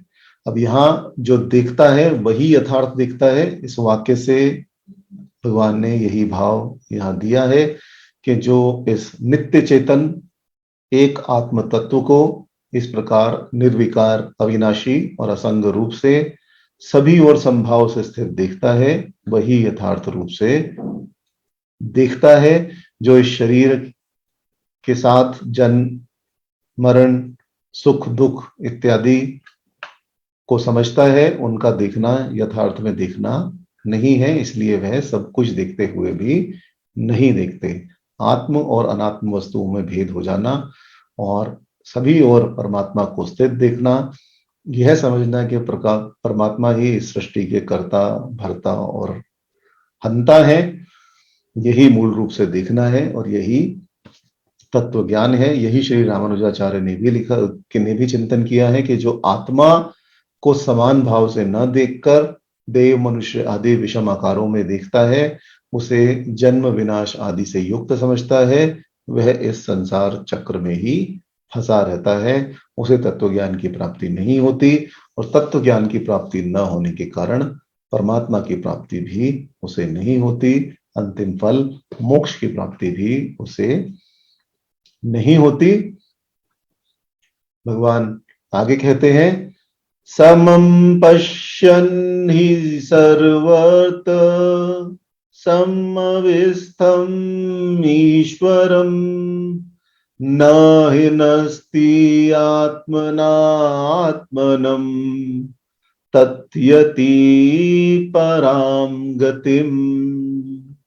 एक रूप, विकारहीन और सबके नियामक आत्मा को सब जगह देखने वाला मनुष्य अपनी आत्मा के यथार्थ ज्ञान के कारण स्वयं ही अपना नाश नहीं करता, वह परम गति को प्राप्त कर ही लेता है। एक ही परमात्मा सभी और संभाव से स्थित है। अज्ञान के कारण ही विभिन्न शरीरों में उनकी विभिन्नता प्रतीत होती है, परंतु वास्तव में उनमें किसी भी प्रकार का भेद नहीं है। जो इस तत्व को भली प्रकार से समझकर उस परमात्मा को प्रत्यक्ष कर लेता है, प्रत्यक्ष दर्शन कर लेता है, यही सर्वत्र संभाव से स्थित परमेश्वर को सम देखना है। जो इस तत्व को नहीं जानते, इस तत्व को नहीं परखते, उनका देखना सम नहीं है, क्योंकि उनकी बुद्धि सदैव ही विषम रहती है। वह किसी को अपना प्रिय समझते हैं, किसी को अपना हितैषी समझते हैं, किसी को अप्रिय समझते हैं, किसी को अहित करने वाला समझते हैं और इस कारण अनेकों व्यक्तियों को वह अलग अलग मनुष्यों की तरह उनसे व्यवहार करते हैं। वह सभी को एक देशीय नहीं मानते कि सभी में परमात्मा का तत्व है, इसलिए सभी एक समान है। इसलिए वह शरीरों के जन्म मरण और अपने जन्म मरण को मानने के कारण अनेक बार अनेक योनियों में जन्म लेकर बार बार पुनर्जन्म के चक्र में फंसते रहते हैं, बार बार जन्म लेते हैं, बार बार मृत्यु को प्राप्त होते हैं और यही उनका अपने द्वारा अपने को नष्ट करना है। परंतु जो मनुष्य तत्व ज्ञान की प्राप्ति के पश्चात एक ही परमेश्वर को संभाव से स्थित देखता है, वह न तो अपने को उस परमेश्वर से भिन्न समझता है और न ही इन शरीरों से अपना कोई संबंध ही मानता है, क्योंकि वह शरीर के विनाश को अपना विनाश नहीं समझता। आत्म अनात्म के चिंतन से उसे यह अच्छी तरीके से समझ आ जाता है कि शरीर नष्ट होता है, आत्मा नष्ट नहीं होता। आत्मा उस परमात्मा का अंश है और वह आत्मा ही समान भाव से सभी शरीरों में अवस्थित है, इसलिए वह कभी भी अपने आप को नष्ट नहीं करता। अर्थ यही है कि उसकी स्थिति सर्वज्ञ अविनाशी उस सच्चिदानंद घन परम परमात्मा में अभिन्न भाव से स्थित हो जाती है। इसलिए वह सदा के लिए पुनर्जन्म के चक्र से, जन्म मरण के चक्र से छूट जाता है। यहाँ परम गति की प्राप्ति बताने का भाव यह है कि सभी और संभाव से स्थित सच्चिदानंद घन ब्रह्म में अभिन्न भाव से स्थित रहने वाला वह पुरुष अपने द्वारा अपना विनाश नहीं करता, इसलिए वह सदा के लिए जन्म मृत्यु से छूटकर परम गति को प्राप्त हो जाता है। जो परम पद के नाम से कहा है, जिसे प्राप्त करने के पश्चात उन्हें नहीं लौटना पड़ता, और जो समस्त साधनों का अंतिम फल है, उसका प्राप्त होना ही यहाँ परम गति को प्राप्त होना है। अब यहाँ प्रश्न यह उठता है कि अपना नाश तो ईश्वर को ना जानने वाला भी कभी नहीं करता, तब ईश्वर को जानने वाला अपना नाश नहीं करता, यह तो किसी ज्ञान का फल नहीं हो सकता। क्योंकि लौकिक रूप में भी संसार में आप देखेंगे कि अपना नुकसान करना कोई भी नहीं चाहता। दूसरे का नुकसान हो जाए कोई बात नहीं, मेरा अपना नुकसान ना हो, उसी को बचाकर लोग चलते हैं। तो ज्ञान प्राप्ति का फल यह होगा कि वह अपना नाश नहीं करेगा। यह कैसा ज्ञान प्राप्ति का फल हुआ? क्योंकि अपना नाश तो कोई भी नहीं करता। तो इसका उत्तर यही है कि अज्ञानी पुरुष अपनी आत्मा का निरंतर तिरस्कार करता रहता है, और यही आत्मा का नाश है। आत्मा के स्वरूप को न जानकर केवल अनात्मा को ही आत्मा समझना ही आत्मा का तिरस्कार है, उसका नाश या उसके प्रति हिंसा है। पहले आत्मा का तिरस्कार करके वह अपने शरीर को ही आत्मा समझता है, फिर उसको भी एक प्रकार से मारकर उसका भी हनन करके अपने स्त्री पुत्र आदि को अपनी आत्मा समझने लगता है, फिर उसका भी हनन करके उनको भी एक परे छोड़कर गृह संपत्ति आदि को ही अपनी आत्मा समझने लगता है। यह सब आत्मा का नाश करना ही है। जब तत्व ज्ञान की प्राप्ति हो जाती है, तब ज्ञाता इस प्रकार के नाश से रक्षित होकर अपने गंतव्य स्थान को प्राप्त हो जाता है, मोक्ष प्राप्ति के लिए साधन करना प्रारंभ करता है। अब बैठे रहे हम प्रवचन कथा में, और ध्यान ये रहे कि न जाने आज हमारे घर में दूध आया नहीं आया, आज पता नहीं हमारे घर में काम हुआ नहीं हुआ, आज पता नहीं किसी ने घर की रक्षा की या नहीं की, तब किस प्रकार से उस चिंतन की फल की प्राप्ति हो सकती है, कथा श्रवण की प्राप्ति हो सकती है। इसलिए जब भगवान का चिंतन करें, तब इन सब विषयों से मन को हटा लें और केवल भगवान के चिंतन में ही ध्यान लगाएं, तभी कल्याण प्राप्ति संभव है। आत्मा को अनात्म समझना ही अपना नाश करना है। महाभारत में भी कहा गया है कि जो अविनाशी होते हुए भी आत्मा को अन्य प्रकार का अर्थात विनाशी शरीर ही मानता है, वह उस आत्मघाती चोर ने कौन सा पाप नहीं किया, अर्थात सभी पाप कर लिए। और श्लोक है, यो अन्यथा संत महात्मा मन्यथा प्रतिपद्यते किम तेन न कृत्यम पापम चोरणा आत्मा पाहिरणा, कि सभी पाप उसने कर लिए, सभी पापों का वह अधिकारी हो गया। और इसी प्रकार का श्लोक मनुस्मृति में भी प्राप्त होता है, जहां कहा गया है कि यो अन्यथा संत आत्मा नाम मन्यथा सत्सु भाष्यते सह पाप कृतमो लोके स्तेन आत्मा पहारकः, कि जो अपनी असलियत छिपाकर सज्जनों के सामने दूसरे ढंग से बनता है, वह महापापी चोर अपने आप को छिपाने वाला माना जाता है। तो यही आत्मा को अनात्मा समझ लेना और अनात्म वस्तुओं में ही अपनी आसक्ति रखना, शरीर की प्राप्ति होने के पश्चात भगवान नाम का चिंतन न करना और केवल अनात्म विषयों को ही प्राप्त करने का किसी भी प्रकार से, चाहे वह पुण्य कर्म के द्वारा हो, चाहे पाप कर्म के द्वारा हो, चाहे किसी तिक्रम के द्वारा हो, चाहे चोरी के द्वारा हो, केवल उन अनात्म विषयों को प्राप्त करना। कैसे मैं घर बना लूं, कैसे मैं और संपत्ति इकट्ठी कर लूं, कैसे मैं केवल भगवान को भी निमित्त बनाकर धन का उपार्जन कर लूं, यह महापाप है और यही अपनी आत्मा का नाश करना है। अब आगे भगवान समदर्शी के विषय में कहते हैं,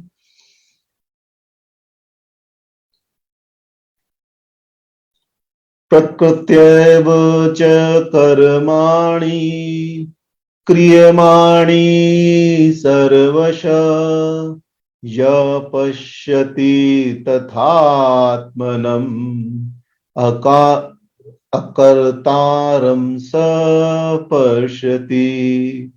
य पश्यति तथात्मनम् अकर्तारं स पश्यति। कि जो मनुष्य यह समझता है कि समस्त कर्म प्रकृति के द्वारा ही किए जा रहे हैं तथा आत्मा करता है, वह कोई भी कर्म नहीं करता, वही वास्तव में यथार्थ देखता है, अर्थात वही आत्मा को भली प्रकार से पहचान सकता है। पिछले श्लोक में भगवान ने ईश्वर को समभाव से देखना ही वास्तव में देखना है यह कहा, परंतु संसार में गुणों और कर्मों की विलक्षणता के द्वारा ऐसा कैसे देखा जा सकता है, इसी का उत्तर देते हुए भगवान यह कहते हैं कि गुणों और कर्मों की विलक्षणता प्रकृति के द्वारा ही उत्पन्न होती है। प्रकृति ईश्वर की माया शक्ति है और इस कारण प्रकृति के द्वारा यह सभी कर्म किए जाते हैं, परंतु आत्मा केवल अकर्ता है, वह स्वतंत्र सिद्ध है, वह किसी में भी बद्ध नहीं होता। आत्मा नित्य शुद्ध बद्ध और मुक्त सभी प्रकार के विकारों से रहित है, प्रकृति से भी उसका कोई संबंध नहीं है, इसलिए न तो वह किसी भी कर्म का करता है और न ही कर्म के फलों का भोगता ही है। इसी बात को अपरोक्ष भाव से अनुभव कर लेना आत्मा को अकर्ता समझना है, तथा जो ऐसा देखता है वही यथार्थ देखता है। इस वचन के द्वारा भगवान ने उसकी महिमा भी प्रकट की। अभिप्राय यह है कि जो आत्मा को मन बुद्धि और शरीर के संबंध से समस्त कर्मों का कर्ता भोक्ता समझते हैं, उनका यह देखना भ्रम युक्त होने के कारण असत्य है, गलत है, मिथ्या है।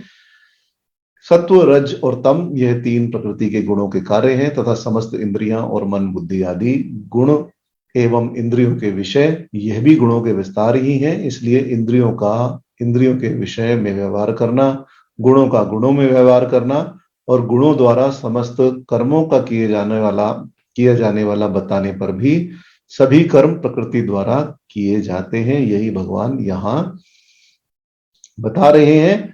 और यही यहाँ कह रहे हैं कि जो आत्मा को कर्ता मानता है वही वास्तव में यथार्थ देखता है कि प्रकृति के गुण ही अपने गुणों में व्यवहार कर रहे हैं, इंद्रियां ही अपनी इंद्रियों में व्यवहार कर रही हैं, परंतु आत्मा इनसे संबंध नहीं है। परंतु केवल प्रकृति को सभी कार्यों की संपादक और आत्मा को अकर्ता मान लेना ही पर्याप्त नहीं है। इसके अतिरिक्त यह समझना कि यह अनंत सर्व प्राणियों से युक्त प्रकृति भी उस ब्रह्म में ही स्थित है और उसका कारण भी परमात्मा ही है, यह समझना भी आवश्यक है।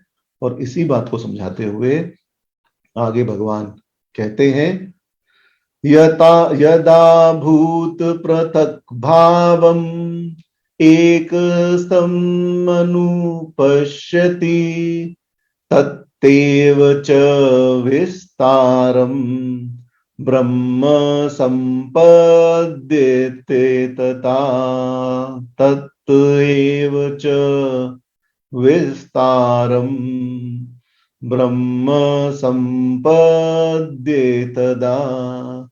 भगवान कहते हैं कि जिस समय चल अचल प्राणियों की पृथकता को, चल अचल प्राणी अलग अलग होने को एक ही आत्मा में स्थित दिखता है और उसी से उन सब के विस्तार को भी देखता है, उस समय वह ब्रह्म ही हो जाता है, ब्रह्म की स्वरूपता को ही प्राप्त कर लेता है।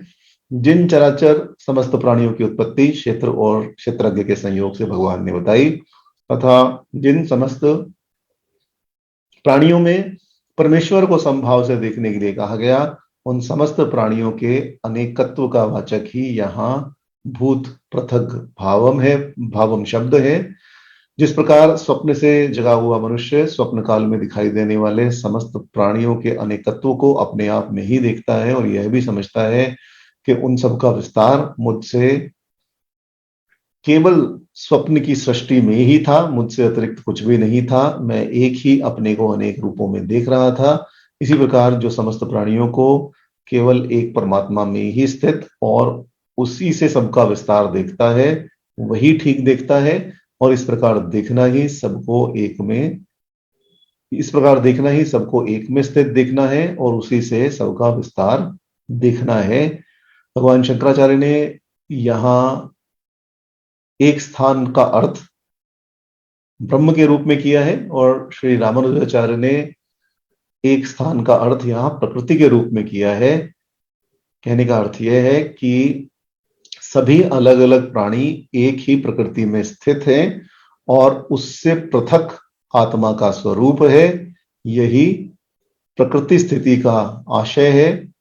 अनेक महात्माओं ने इसे सांख्य प्रक्रिया का ही उत्तर माना है कि ब्रह्म ही समस्त प्राणियों में स्थित है और वहीं से सबका उद्गम होता है। यहां यह भी स्पष्ट किया कि पहले सभी कार्यों में एक ही ब्रह्म स्थित है, यह जाना जाता है।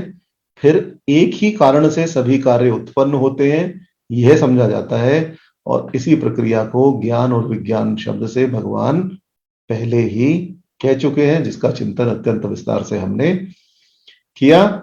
मनुष्य को जिस समय यह ज्ञान हो जाता है उसी समय वह ब्रह्म को प्राप्त कर लेता है, यानी ब्रह्म स्वरूप ही हो जाता है। इसमें किसी प्रकार का विलंब नहीं होता। और जो उस परम पिता परमात्मा के साथ अभिन्नता को प्राप्त हो जाते हैं उन्हें परम गति की प्राप्ति, मोक्ष की प्राप्ति, जितने भी सुख विद्यमान है उन सब की प्राप्ति और परम शांति की प्राप्ति होगी ही। इसमें किसी प्रकार का कोई संशय नहीं करना चाहिए।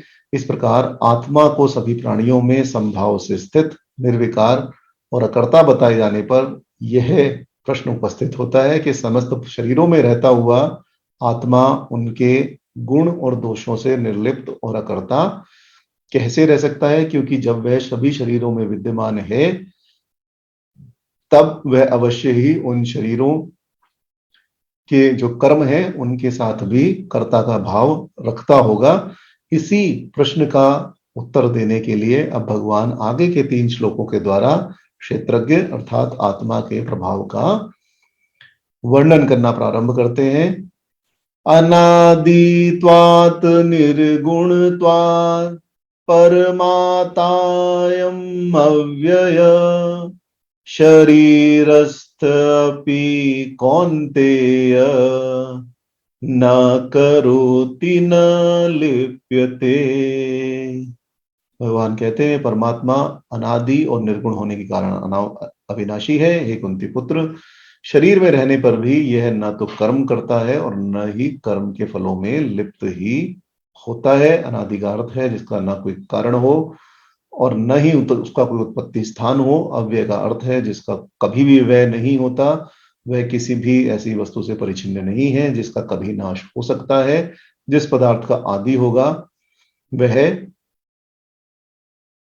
अव्ययी होगा और उसके स्वरूप का व्यय भी होगा। परमात्मा अनादि है इसलिए निरव्यय है, इसलिए उनका व्यय नहीं होता। इस प्रकार जो पदार्थ सगुण है उनके गुणों का व्यय होने से उनका भी व्यय होता है, वह भी नाश को प्राप्त होते हैं। परंतु परमात्मा निर्गुण है इसलिए गुणों के कारण वह परमात्मा शरीरस्थ कहलाता है तथा वह कोई कर्म नहीं करता। अब जो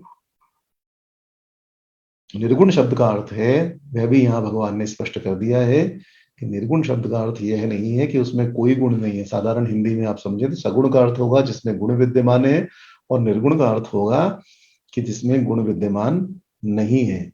यहाँ यह स्पष्ट कर दिया कि यदि वह पदार्थ सगुण होगा तो उसके गुणों का व्यय भी होगा और उसका भी व्यय होगा। यदि भगवान सगुण आकार में पृथ्वी पर अवतरित होते हैं तो वह मनुष्य मात्र की तरह ही अपना जीवन व्यतीत करते हैं। मनुष्य को जिस प्रकार की व्यथा होती है, चाहे लीला रूप में ही आप कह लीजिए, वह व्यथा को भी प्राप्त होते हैं। श्री राम का सीता जी के लिए विलाप करना इसी का उदाहरण है। और इसी प्रकार श्री कृष्ण का भी अनेक स्थानों पर अनेक प्रकार के भावों को ग्रहण करना, कभी क्रोध, कभी हर्ष, कभी प्रसन्नता, कभी सुख, कभी दुख, यह भी लीला रूप से उसी का उदाहरण है कि जो सगुण होगा उसका नाश अवश्य ही होगा और अंत में स्वधाम गमन, श्री कृष्ण और श्री राम दोनों के द्वारा स्वधाम गमन, मनुष्य शरीर को छोड़कर अथवा सशरीर ही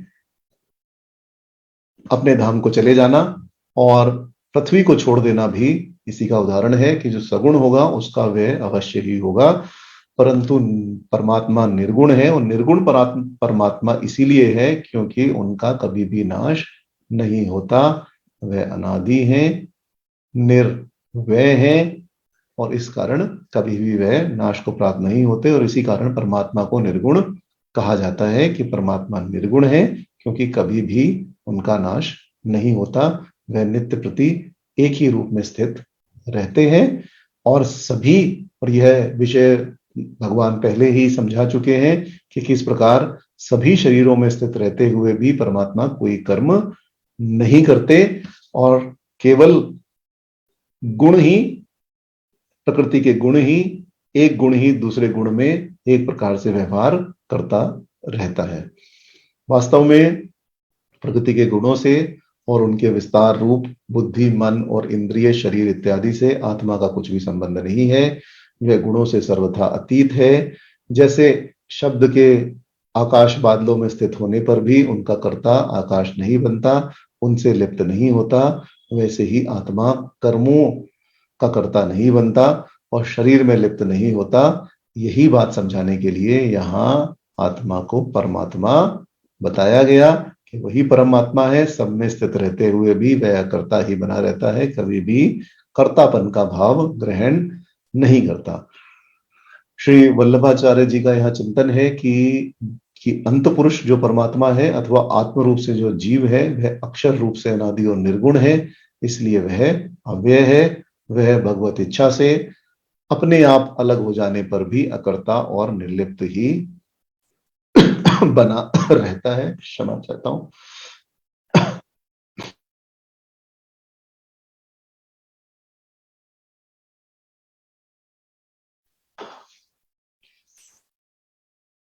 अब यहां प्रश्न यह भी उठता है कि परमात्मा को 5 कोशों से भी अतीत किया जा सकता है। वह शरीर में, प्राण में, मनो में, विज्ञान में और आनंद में, इन 5 कोशों से भी परम है, अर्थात इनसे जानने योग्य नहीं है, इन सब का ग्रहण वह नहीं करता और इसी कारण वह परमात्मा है। वह अनादि होने से देश काल के परिच्छेद से शून्य है। अब यहाँ प्रश्न यह भी उठता है कि यदि ऐसा है तो परमात्मा को परमाणु रूप से स्थित क्यों ना मान लिया जाए, क्योंकि परमाणु के भी अंग नहीं होते, वह भी निरअव्ययी होता है और वह नित्य भी होता है। तो इसका उत्तर यही है कि परमाणु में देश परिच्छेद अवश्य ही होता है। अलग अलग जगह पर परमाणु अलग अलग रूप से ही देखा जाएगा, अलग अलग देश में अलग अलग प्रकार से स्थित भी होगा। आत्मा में ऐसा नहीं होता, इसलिए आत्मा को परमाणु नहीं कहा जा सकता।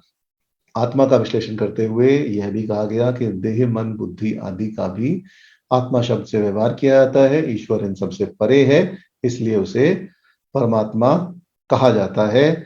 श्री मधुसूदन सरस्वती ने इस श्लोक का चिंतन करते हुए लिखा है कि जैसे सूर्य के प्रतिबिंब में क्रिया होने पर भी सूर्य पर उसका कोई भी असर नहीं पड़ता।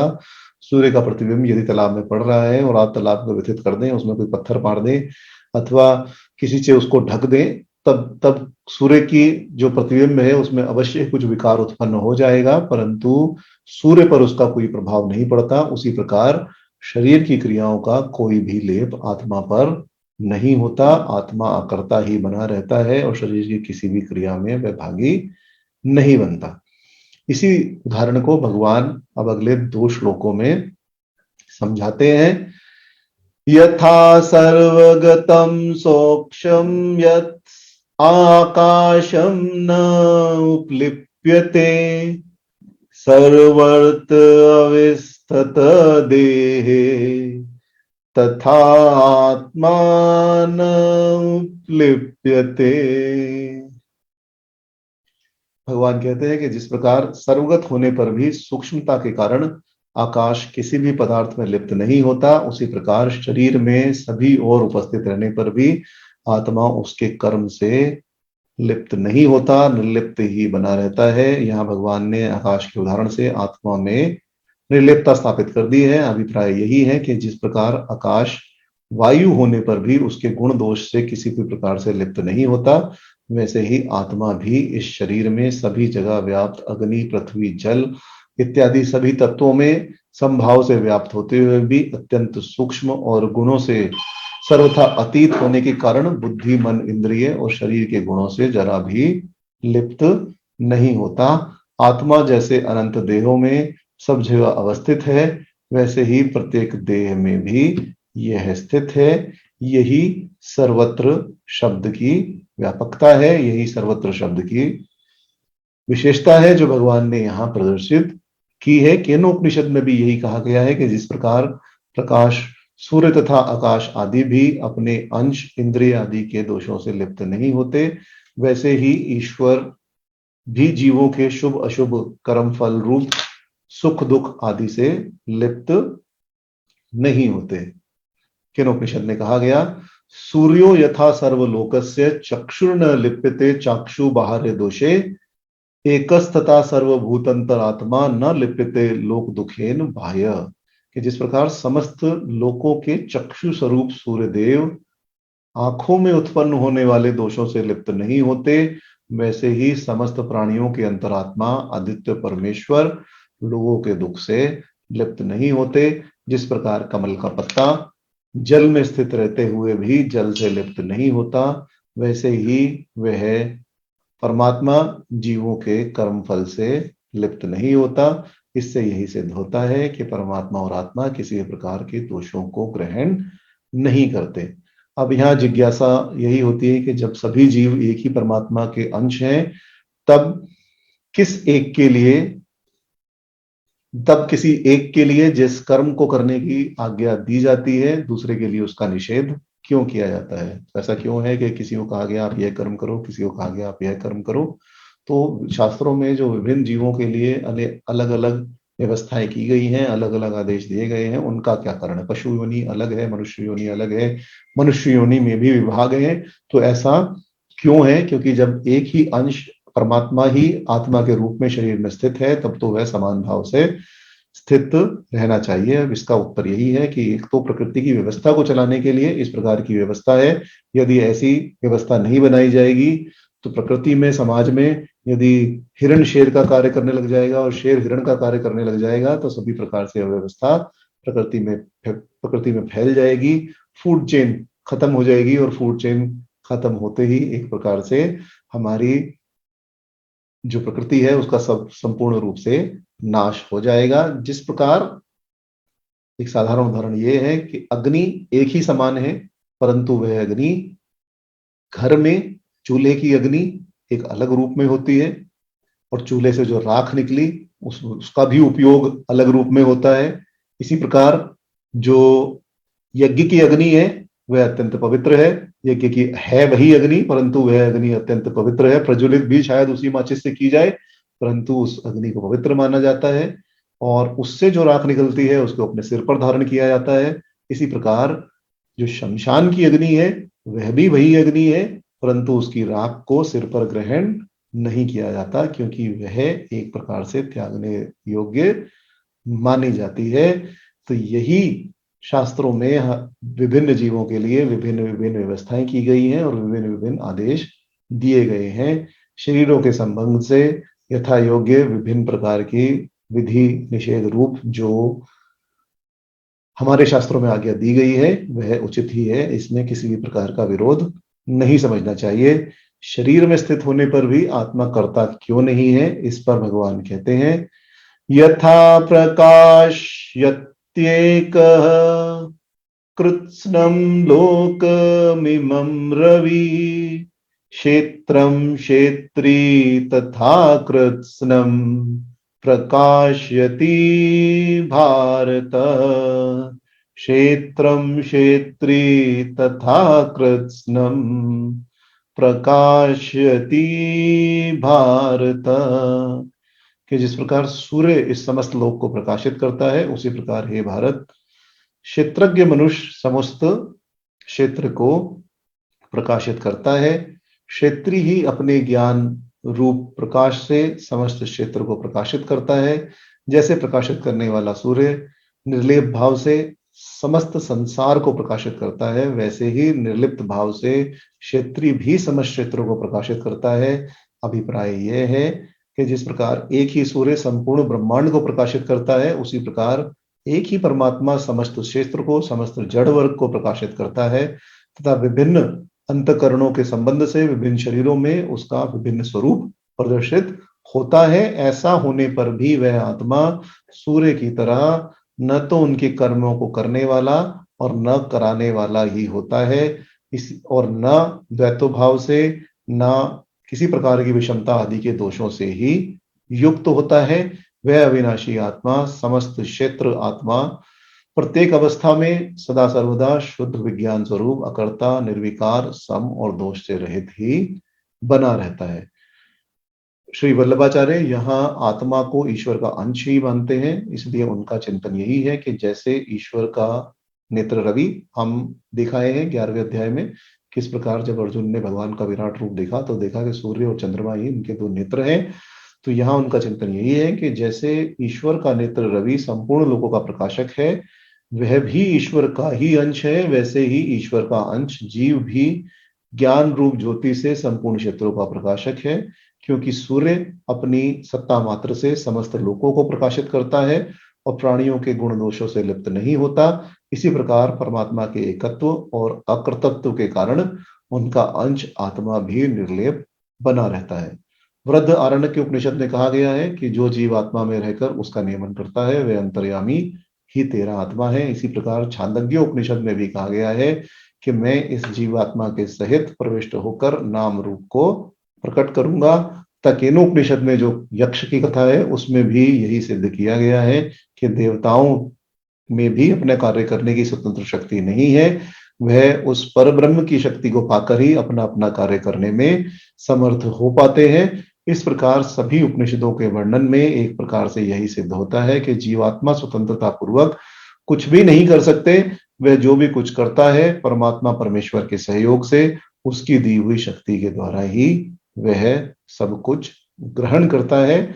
विष्णु पुराण में जहां प्रहलाद का प्रसंग आया है, वह प्रहलाद ने अपने पिता से कहा है, न केवलम मद्रद्यम य विष्णुराक्रमम लोकन खिलान अवस्थितः सम तत्वदीशम पितृ समनात्तात्र चेष्टासु युक्नक्ति सर्वद, कि हे पिताजी, वह भगवान विष्णु केवल मेरे हृदय में ही नहीं है परंतु समस्त लोकों को सभी ओर से व्याप्त करके स्थित हो रहे हैं। वही सर्वव्यापी परमेश्वर मुझ में और आपके सहित अन्य प्राणियों को भी समस्त चेष्टाओं में नियुक्त करते हैं। इससे यही सिद्ध होता है कि जीवात्मा का कर्तापन सर्वथा ईश्वर के अधीन है। यह जो भी कुछ करता है उसी की दी हुई शक्ति से करता है, परंतु फिर भी अभिमानवश अपने आप को ही कर्ता मानकर इस जन्म मरण के चक्र में, पुनर्जन्म के चक्र में ही फंसा रहता है।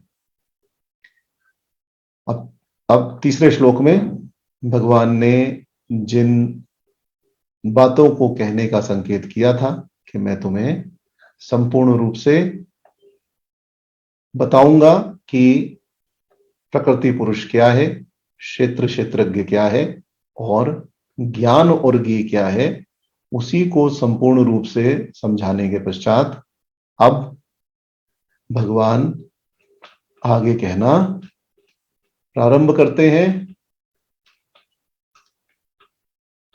और यह अंतिम श्लोक है। इस प्रकार 13वां अध्याय आज यहां समाप्त हो जाएगा। अब एक प्रकार से सार रूप में यह 35वां श्लोक है। इन 6 बातों को जो कहने का भगवान ने संकेत किया था उसी का वर्णन करके अब इस अध्याय में वर्णित समस्त उपदेश को भली प्रकार से समझने का क्या फल प्राप्त होता है, पर ब्रह्म उसका फल पर ब्रह्म परमात्मा की प्राप्ति ही है, यह बताते हुए भगवान इस अध्याय का उपसंहार करते हैं और कहते हैं, क्षेत्र क्षेत्रज्ञो एवं अंतरम ज्ञान चक्षुषा भूत प्रकृति मोक्षम च ये विदुयान्ति ते परम। भूत प्रकृति मोक्षम च ये विदुर्यान्ति ते परम। जो लोग इस प्रकार इस ज्ञान क्षेत्र के द्वारा क्षेत्र और क्षेत्रज्ञ के अंतर और संपूर्ण कार्य वर्ग की कारणभूत माया की निवृत्ति के विषय में जान जाते हैं, वह परम पद परब्रह्म परमात्मा को ही प्राप्त कर लेते हैं। दूसरे श्लोक में भगवान ने जिसे अपने मत से ज्ञान कहा और 5वें अध्याय के 16वें श्लोक में भगवान ने जिसे अज्ञान का नाश करने वाला कारण बताया, जिसकी प्राप्ति अमानित्व आदि साधनों के द्वारा होती है। यहाँ ज्ञान चक्षुषा पद उसी तत्व ज्ञान का वाचक है। इस ज्ञान के द्वारा जो भली प्रकार से यह समझ लेना है कि महाभूत आदि 24 तत्वों के समुदाय रूप समष्टि शरीर का नाम क्षेत्र है, वह जानने में आने वाला परिवर्तनशील विनाशी विकारी जड़ परिणामी और अनित्य है तथा क्षेत्रज्ञ उसका ज्ञाता है, वह चेतन है, निर्विकार है, कर्ता है, अविनाशी है, असंग है, शुद्ध ज्ञान स्वरूप है और एक है। इस प्रकार दोनों में विलक्षणता होने के कारण क्षेत्र क्षेत्रज्ञ से सर्वथा भिन्न है। जो क्षेत्रज्ञ की क्षेत्र के साथ एकता प्रतीत होती है वह ज्ञान मूलक है, वास्तव में क्षेत्रज्ञ का उससे कुछ भी संबंध नहीं है। यही ज्ञान चक्षु के द्वारा क्षेत्र और क्षेत्रज्ञ के भेद को जानना है। अभिप्राय यही है कि जैसे स्वप्न में मनुष्य किसी कारण से अपनी जागृत अवस्था की स्मृति हो जाने से उसे यह प्रतीत हो जाता है कि यह स्वप्न है, सोता हुआ मनुष्य अचानक से उठा, अपने स्वप्न की ही धारणा बनाए हुए है, परंतु उठते ही उसे यह ज्ञान हो जाता है कि यह तो स्वप्न था, यह तो असलियत में नहीं हो रहा था। इस प्रकार की जागृति मन में लाना ही सभी दुखों से छूटने का उपाय है। भाव यह है कि एक बार क्षेत्र को क्षेत्रज्ञ से अलग समझ लिया, शरीर से आत्मा को अलग समझ लिया, परमात्मा ही समस्त कार्यों कर रहे हैं यह समझ लिया, तब इस भाव का उदय होते ही वह वास्तव में जाग उठता है। जैसे जिस प्रकार ज्ञान योगी का क्षेत्र और क्षेत्रज्ञ की विलक्षणता को समझकर यह समझ लेना है कि अज्ञानवश क्षेत्र को नित्य वस्तु नहीं समझना चाहिए, अज्ञानवश क्षेत्र को शत्रु के अज्ञानवश क्षेत्र को ही सच्ची वस्तु समझने के कारण ही मेरा इनसे संबंध हो रहा था। इस प्रकार वास्तविक परमात्मा स्वरूप में स्थित हो जाना ही इससे मुक्त होना है, क्षेत्र का लोभ छोड़ देना और क्षेत्रज्ञ में स्थित हो जाना ही कार्य सहित प्रकृति से मुक्त होने को जानना है। यहाँ भगवान यही कह रहे हैं कि क्षेत्र और क्षेत्रज्ञ के अंतर को जानने का परम फल परम पद की प्राप्ति है, अर्थात मुक्ति की प्राप्ति है, और यही उसकी फल श्रुति है। ज्ञान चक्षु का अर्थ यह भी लगाया जाता है कि इसका अर्थ है कि शास्त्रों अथवा आचार्य के अनुग्रह से विवेक दृष्टि की प्राप्ति होना। लोकमान्य तिलक ने यहाँ लिखा है कि 9वें अध्याय में जैसे राज्य विद्या का भगवान ने वर्णन किया, वही प्रत्यक्ष चर्म चक्षु का विषय है। उसके बाद 11 अध्याय में जो विश्व रूप का वर्णन भगवान ने किया वह भगवत भक्त को केवल दिव्य आंखों से ही, दिव्य चक्षुओं से ही प्राप्त होता है, और यह क्षेत्र क्षेत्रज्ञ का विवेचन ज्ञान चक्षुओं से ही प्राप्त हो सकता है, लौकिक आंखों से इन्हें नहीं देखा जा सकता। इस श्लोक में जो भूत प्रकृति मोक्ष शब्द आया है, जिसका अर्थ यह किया जा सकता है कि क्षेत्र क्षेत्रज्ञ का भेद का ज्ञान हो जाने के पश्चात परम फल की प्राप्ति हो जाती है, मुक्ति की प्राप्ति हो जाती है। इस विषय में महात्माओं के चिंतन में भेद है। श्री भगवान शंकराचार्य ने समस्त भूतों की प्रकृति जो अविद्या नाम की है उसके अभाव को ही मोक्ष कहा है, परंतु अन्य सांख्य सम्मत व्याख्याओं को मानने वाले समस्त भूतों की जो मूल प्रकृति है उसका मोक्ष हो जाना ही अर्थ करते हैं। उनके अनुसार पुरुष तो निर्लेप दृष्टा मात्र है, बंधन और मोक्ष दोनों केवल प्रकृति के कारण ही होते हैं। लोकमान्य तिलक ने भी इसी व्याख्या को मान्य माना है, परंतु अन्य महात्मा इस मत से विभिन्न भागवत गीता में मोक्ष और परम तत्व के विषय में सांख्य का प्रतिपादन नहीं है ऐसे सिद्ध करते हुए भूतेश्य प्रकृतिश्य मोक्ष ऐसा अर्थ करते हैं, अर्थात अविद्या के कार्यों से मोक्ष का ज्ञान हो जाता है, मोक्ष की प्राप्ति नहीं होती। मोक्ष को किस प्रकार प्राप्त किया जा सकता है इसका ज्ञान हो जाता है, और इस रहस्य को समझने वाले ही परम पद के भागी होते हैं, अर्थात उन्हें फिर आगे चलकर मोक्ष की प्राप्ति होती है। केवल क्षेत्र और क्षेत्रज्ञ का ज्ञान हो जाने पर ही मुक्ति नहीं होती। इसलिए प्रकृति और पुरुष का भेद समझ लेना ही मोक्ष की प्राप्ति है, ऐसी बात नहीं है। परंतु जिस प्रकार भ्रम समाप्त हो जाने के पश्चात परमात्मा की प्राप्ति होती है, उसी प्रकार भगवान ने यहाँ यह कहा है कि प्रकृति और पुरुष में भेद प्राप्त होने पर, इसका ज्ञान होने पर और विद्या अविद्या का बोध होने पर, क्षेत्र क्षेत्रज्ञ के अंतर का बोध होने पर जन्म मरण आदि के प्रवाह से मुक्ति मिल जाती है। यह केवल साधन है और साधन की प्राप्ति फिर परम पद की प्राप्ति में सहायक होती है। अर्थ आप जो भी लें, अर्थ एक प्रकार से एक ही निकलता है कि जिस समय हमें आत्म अनात्म अनात्म के विषय में ज्ञान हो गया, क्षेत्र क्षेत्रज्ञ के विषय में ज्ञान हो गया, जिस प्रकार हमारी आसक्ति, जिस समय हमारी आसक्ति क्षेत्र से हटकर क्षेत्रज्ञ पर लगी रही, अर्थात शरीर से हटकर परमात्मा पर ही लगी रही, उस समय हम मोक्ष के पथ पर आगे बढ़ जाएंगे और अंतिम गति उसकी यही होगी कि हमें मोक्ष की प्राप्ति हो जाएगी। इस प्रकार यहाँ संपूर्ण इन 6 विषयों का वर्णन करते हुए भगवान ने इस अध्याय का उपसंहार किया। ओम तत्सिदी श्रीमद्भागवत गीतासु उपनिषदु ब्रह्म विद्यायां योग शास्त्रे श्री कृष्ण अर्जुन संवादे क्षेत्र क्षेत्रज्ञ विभाग योगो नाम त्रयोदशो अध्याय। इस प्रकार श्रीमद् भागवत गीता रूपी उपनिषद में ब्रह्म विद्या के अंतर्गत योग शास्त्र में श्री कृष्ण अर्जुन संवाद का क्षेत्र क्षेत्रज्ञ विभाग योग विभूति नामक 13वां अध्याय यहां समाप्त हुआ। कुछ समय कीर्तन और फिर अगले कल से हम 14वें अध्याय के विषय में चिंतन करना प्रारंभ करेंगे। 14वां अध्याय है गुणत्रय विभाग योग। जिन भी सत्व रज और तम के विषय में हम समझते आ रहे हैं, वह क्यों उत्पन्न होते हैं, क्या उनका फल होता है, किस प्रकार से उनके विषय में समझना चाहिए, इन सभी विषयों को भगवान आगे अब 14वें अध्याय में अत्यंत विस्तार से समझाएंगे।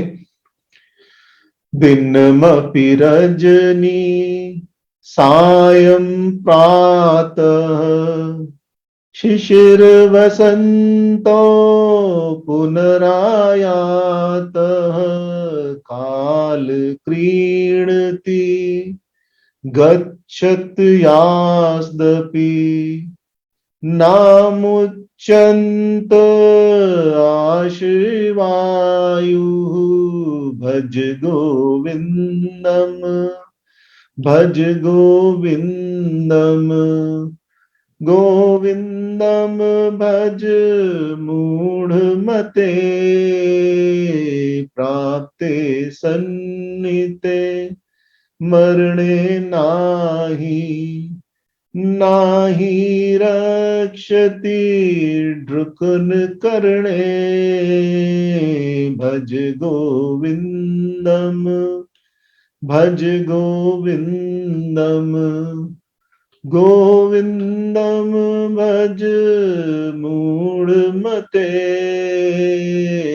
भगवत गीता किंचित दीता गंगा जल लव कणिका पीता सुकृदपि यस मुरारी समच तस्य यमोऽपि न कुरुते चर्चा भज गोविन्दम भज गोविन्दम गोविन्दम भज मूढ़मते अंगम गलितम पलितम मुंडम दशन विहीनम जातम तुंडम वृद्धोयति गृहीत्वा दण्डम्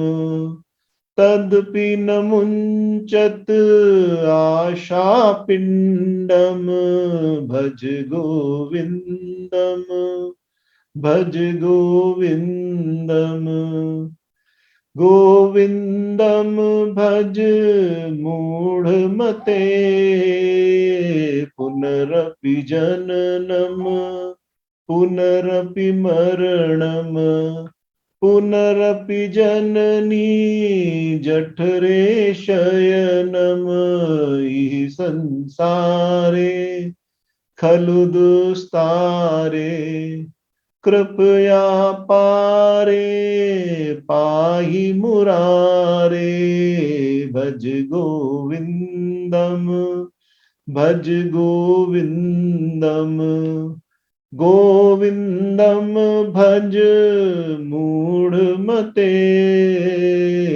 पुनरपि रजनी पुनरपि दिवसः पुनरपि पक्षः पुनरपि मासः पुनरपि अयनम् पुनरपि वर्षम् तदपि न मुञ्चत् आशामर्षम् भज गोविन्दम् भज गोविन्दम् गोविन्दम् भज मूढमते। यह सब छोड़कर क्या करना चाहिए? गेयम गीता नाम सहस्त्रम देयम श्रीपति रूप सजसम नेयम सज्जन संगे चेतम देयम दीन दनाय च वेतम भज गोविन्दम भज गोविन्दम गोविन्दम भज मूढमते कुरुते गंगा सागर गमनम व्रत परिपालन अथवा दानम ज्ञान विहीनम सर्वमनेन मुक्तिनं भवति जन्मशतेन भज गोविन्दम भज गोविन्दम गोविन्दम भज मूढमते भज गोविन्दम भज गोविन्दम गोविन्दम भज मूढमते। जय जय श्री राधेश्याम, जय जय श्री सीताराम, नमो भगवते वासुदेवाय। अब हम अपनी तथा समस्त विश्व की अधिभौतिक, अधिदैविक और आध्यात्मिक तीनों प्रकार की तापों और विघ्नों की शांति के लिए शांति पाठ करते हुए आज यहीं विराम देते हैं। कल हम 14वें अध्याय से पुनः प्रारंभ करेंगे। ओम द्यौ शांतिरंतरिक्षगम शांति पृथ्वी शांतिराप शांतिरौषधय शांति वनस्पतय शांति विश्वे देवा शांति ब्रह्मा शांति सर्वगम शांति शांतिरेव शांति शामा शांतिरेधि। ओम शांति शांति शांति। आप सभी को पुनः प्रणाम, नमस्कार। कल प्रातःकाल 14वें अध्याय से पुनः प्रारंभ करेंगे। जय जय श्री सीताराम, जय जय श्री राधेश्याम, नमो भगवते वासुदेवाय। जय श्री राधे कृष्ण। जय जय श्री राधे कृष्ण। जय जय श्री राधे कृष्ण।